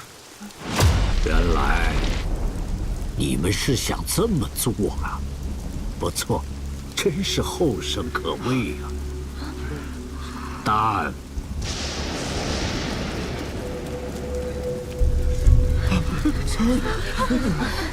此刻我也放心了。你知道我们今日要动手，所以故意。你是想让我们将底牌都亮出来？聪明的姑娘。那你现在动手，是想要？不错，只要这里的人全都死了，没有人再说闲话。啊，梁大人，你干嘛？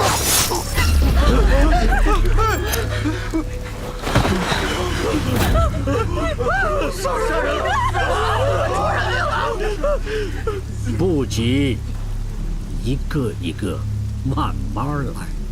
不过我还要多谢你，李姑娘，你的画眉幻术在花昌县颇具声名，因此这些人死在你失控的画眉幻术下，也不算奇怪。你说是吧？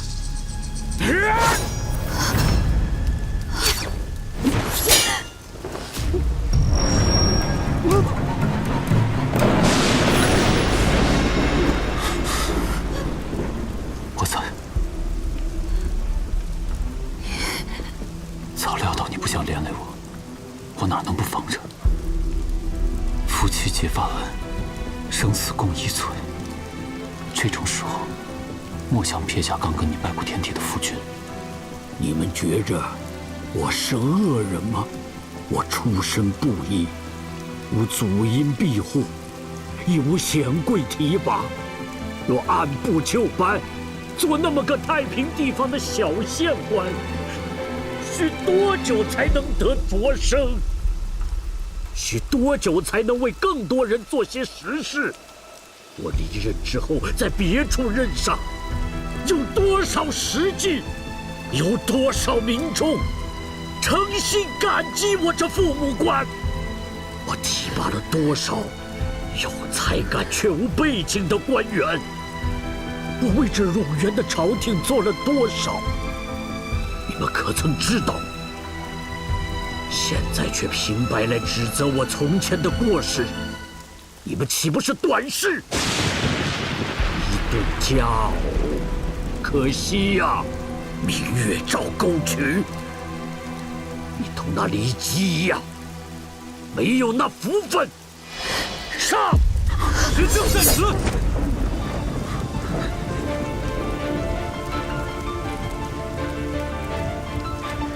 江大人，梁安道已察觉我知晓了实情，你可就计出城，稳住岸上。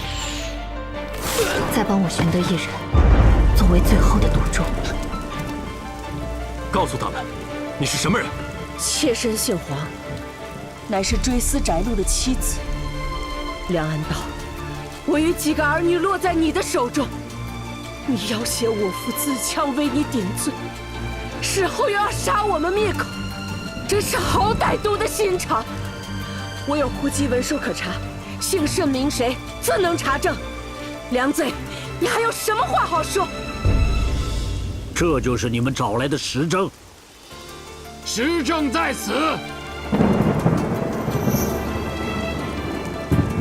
崔三爷，您最清楚当年之事，而今此际难逢，望您以假死之名，助我揭开这阴霾。此信是我从范季礼家中暗格内取来，这也是你当年指使他污蔑李吉、伪造证据的那封匿名书信。梁大人，庞君子不妨小人，你邀范季礼来参加喜宴，本就是想连带着杀他灭口。而此时我去他家中，他家人自然会将他拿来保命的底牌交予我。此事虽已过10数年，但是当年事发突然，未及找人代写。这书信就是你的笔迹。实证在此。单夫人，野心会议待在我身边，恐有性命之忧。梁安道用人我已查实，均是些山匪莽夫，只求报仇。如今，您可与您的2位爱子团聚了。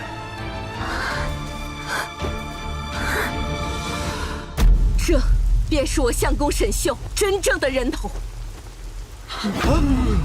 还有赵承熙留下的自白信，将你当年如何指使他和黄氏兄弟通过沈秀灭杀李吉的细节一一写明，应当是当年特意写下来自保的，一起放到了藏尸的树洞里。梁大人，这证据不能说不切实了吧？说起来，这可要感谢翟禄，若不是他刻意提醒，我们绝技不会想到那只画眉鸟。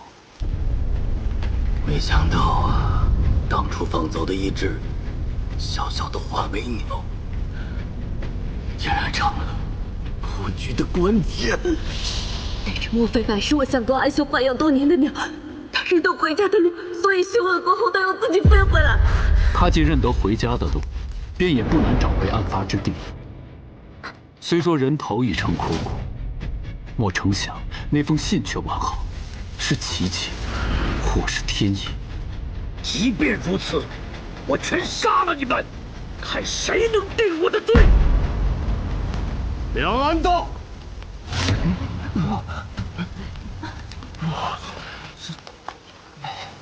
梁大人，你是御剑司使代天巡狩，地方官员自然审不了你。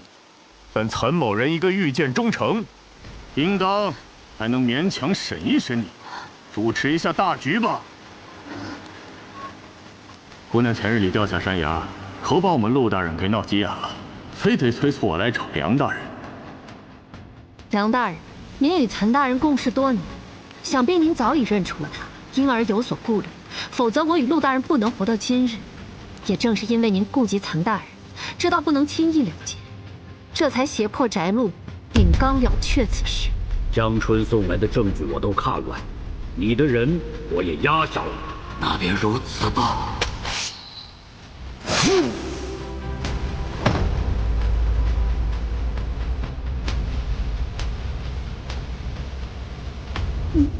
你不是？我不是已经离开了吗？那自然是有人中途截住了我，将一切事实告知于我。对不住，今早没能和你说实话。怎么身上这么重的露水气？昨日没睡好，出去逛了逛，是我将岑大人请了回来。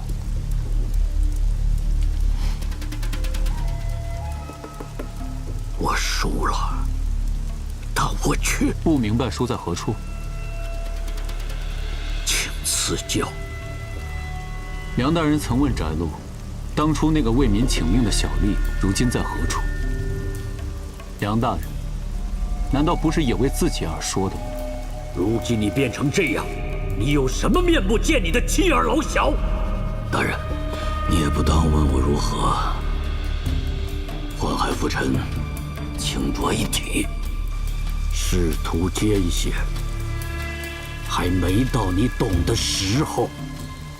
梁大人，其实我们几人避开追杀，本可以隐匿行踪，避开此间祸事，但是我们又都回来，也都参与其中，你可知这是为何？大人不信，我便讲一个案子给你听听。崇宁1年，有一大户人家遭了窃，一老儿被指认为凶手，刑杖40，死于公堂之上。此案没有切实的物证，只是邻居说这老儿忽然发了横财，买了几壶好酒喝，便断言其犯了盗窃罪。其孩儿本是个仵作，因此事便不能再与衙门供职。那小仵作没有别的生计，给父亲说了诗，连夜便投了河。大人，这个小仵作便是我的前任，此案有疑，是也不是？梁大人，民妇也有一个案子，有一个姓沈的书生，与人吵架，不慎将其推了一把，谁成想到了晚间，那人就莫名死了，书生因此被定了罪，投入了大牢，没多久便也病死。这个姓沈的书生便是我的公爹。也正因他犯了事，我的夫君沈秀失去了相考的资格，从此沦落到以换鸟为生。此案有疑，是也不是？大人，这2桩案子都是李吉写在谏言书中的，48份卷奏，48句此案有疑。您当初读时，心中可有一丝敬畏，一点愧疚？梁大人大约也已忘记了。在这卷宗的背后，李吉想向您诉说些什么？我今日想在这里再说给您听一次。欲颂，推勘者大事也，必有3要：一曰正确，所谓确者，必有2人以上之户证也；二曰查实，须定实，有几人以上者，勘地貌，善以存之，辅以笔录、口录、事录，此又为3录。然规矩之本，在于人，在于民，存乎公义与平允，而非以公杂与声名也。闻君子息者，实为民请命之良力。愿君勿忘初心，复思旧志也。故有今日之献书，望大人赎旧案，平冤屈，分清浊，以民为民，不负青天之名。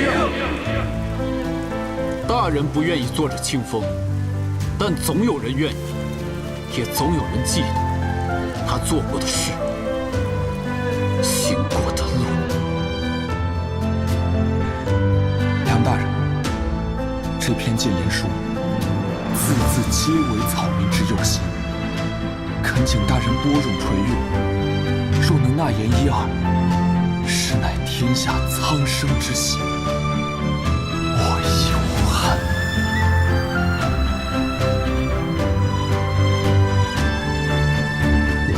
快清风破浊，李吉。哈哈哈哈哈哈！李吉呀！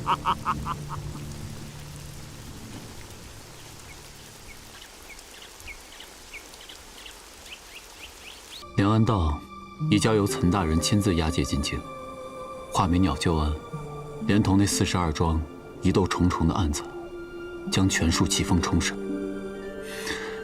若不是你坚持到现在，只怕许多冤屈都不能重见天日。这一案不只为我兄长，也不只为我，还为商姐，为沈秀，为万千沉默者而说。你做到了。无论是李福渊，还是李媛儿，皆无遗憾。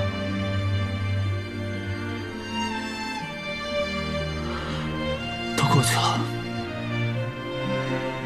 也该想想我们自己的事情了。挑个吉日，重新办一场热热闹闹的婚宴。以后就像跟寻常夫妻那样，等到春天来的时候，我们一起再把这园子修缮一下，种些花草。私设公堂，明审观，你最清楚不过的。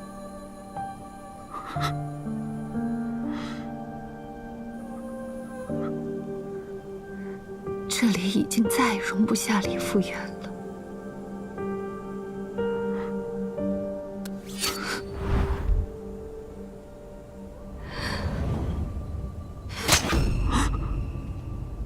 不！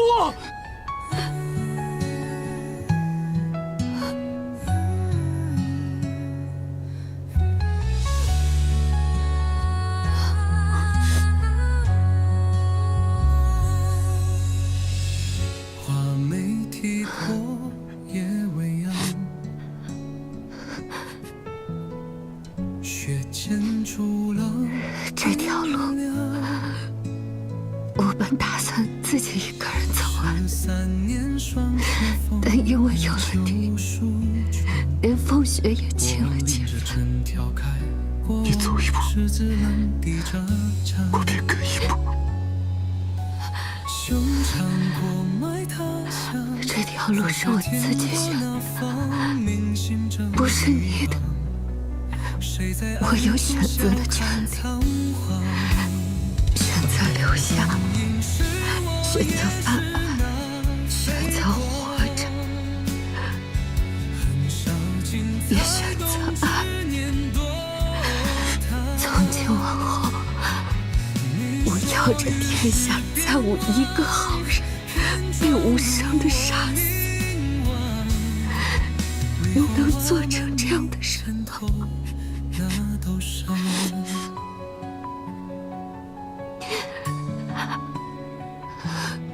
我带着仇恨而来，所求见得，心无挂碍。现在也该带着解脱离开。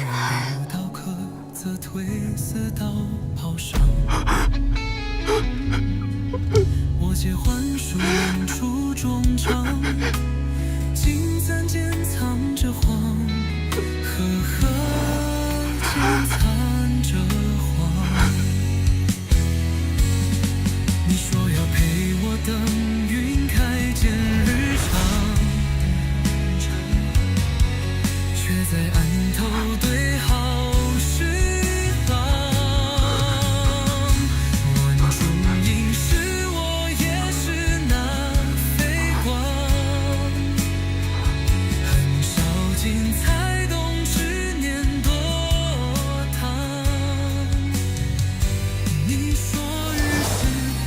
那夜的一切，仿佛一场梦。那个我曾质疑，而后敬佩与倾慕的姑娘，竟就这样变做了一只画眉鸟，仿佛她从来都没有存在过一样。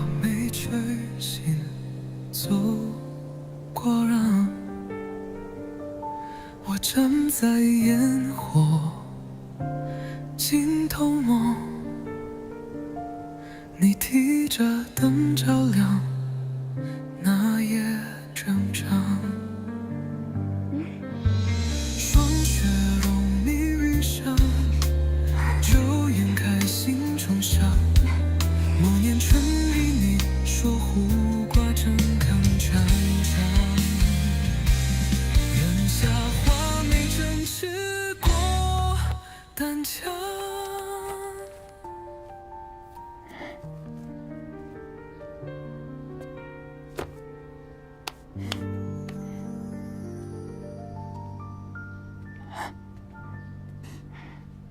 陈老，当年的冤案卷宗全在这里了。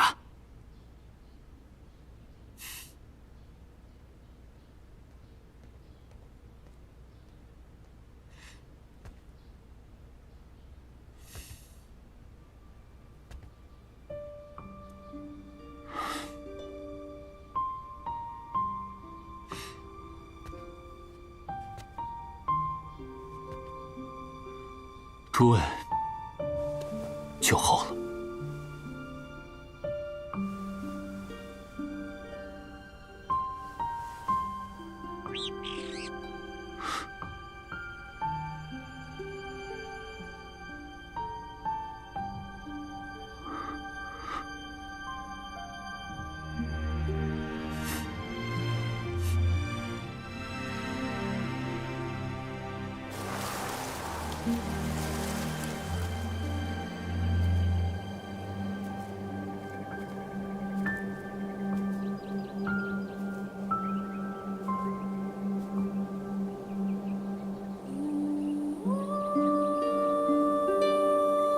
回来了，师父。可明白了何为遇时而亡？下山后，我果然遇到了那个师父所说的与十字相关之人。每次见到他，心中便略有不适。原本以为会命丧他手，却不想，只要见到他佩戴的石锁，便会想起阿兄在狱中被打断手指、割去舌头的惨状，这才痛苦难抑。多谢师父指点。原来师父所说的那句遇时而亡，并不是什么批命与谶言，而是告诉我最后应当如何行事。我的所作所为，如果牵连了他，那这为民请命的县官，只怕他也是做不成的。死在他手上，便是最好的方法。遇时而亡，非言断命，天地一息，死生互根。时是劫，是关，是一道气之转。你若执念不舍，亡即真亡；若顺势而化，亡者可为时矣。世人以为我羽化成仙，其实不过借幻身脱困。师父之前所说，这一切只是长路的开始，原来是这个意思。如今我才知道，死是局的终点，活着才是解的开端。香囊葫芦小挂件儿，折扇猪篓啊，折扇猪篓，来看一看。陈年的老酒。停！打算送哪家姑娘呢？别提了，当时送人被退回来了。哎，你去哪儿啊？得了几枚种子，回去院子里种点胡瓜给我家夫人吃。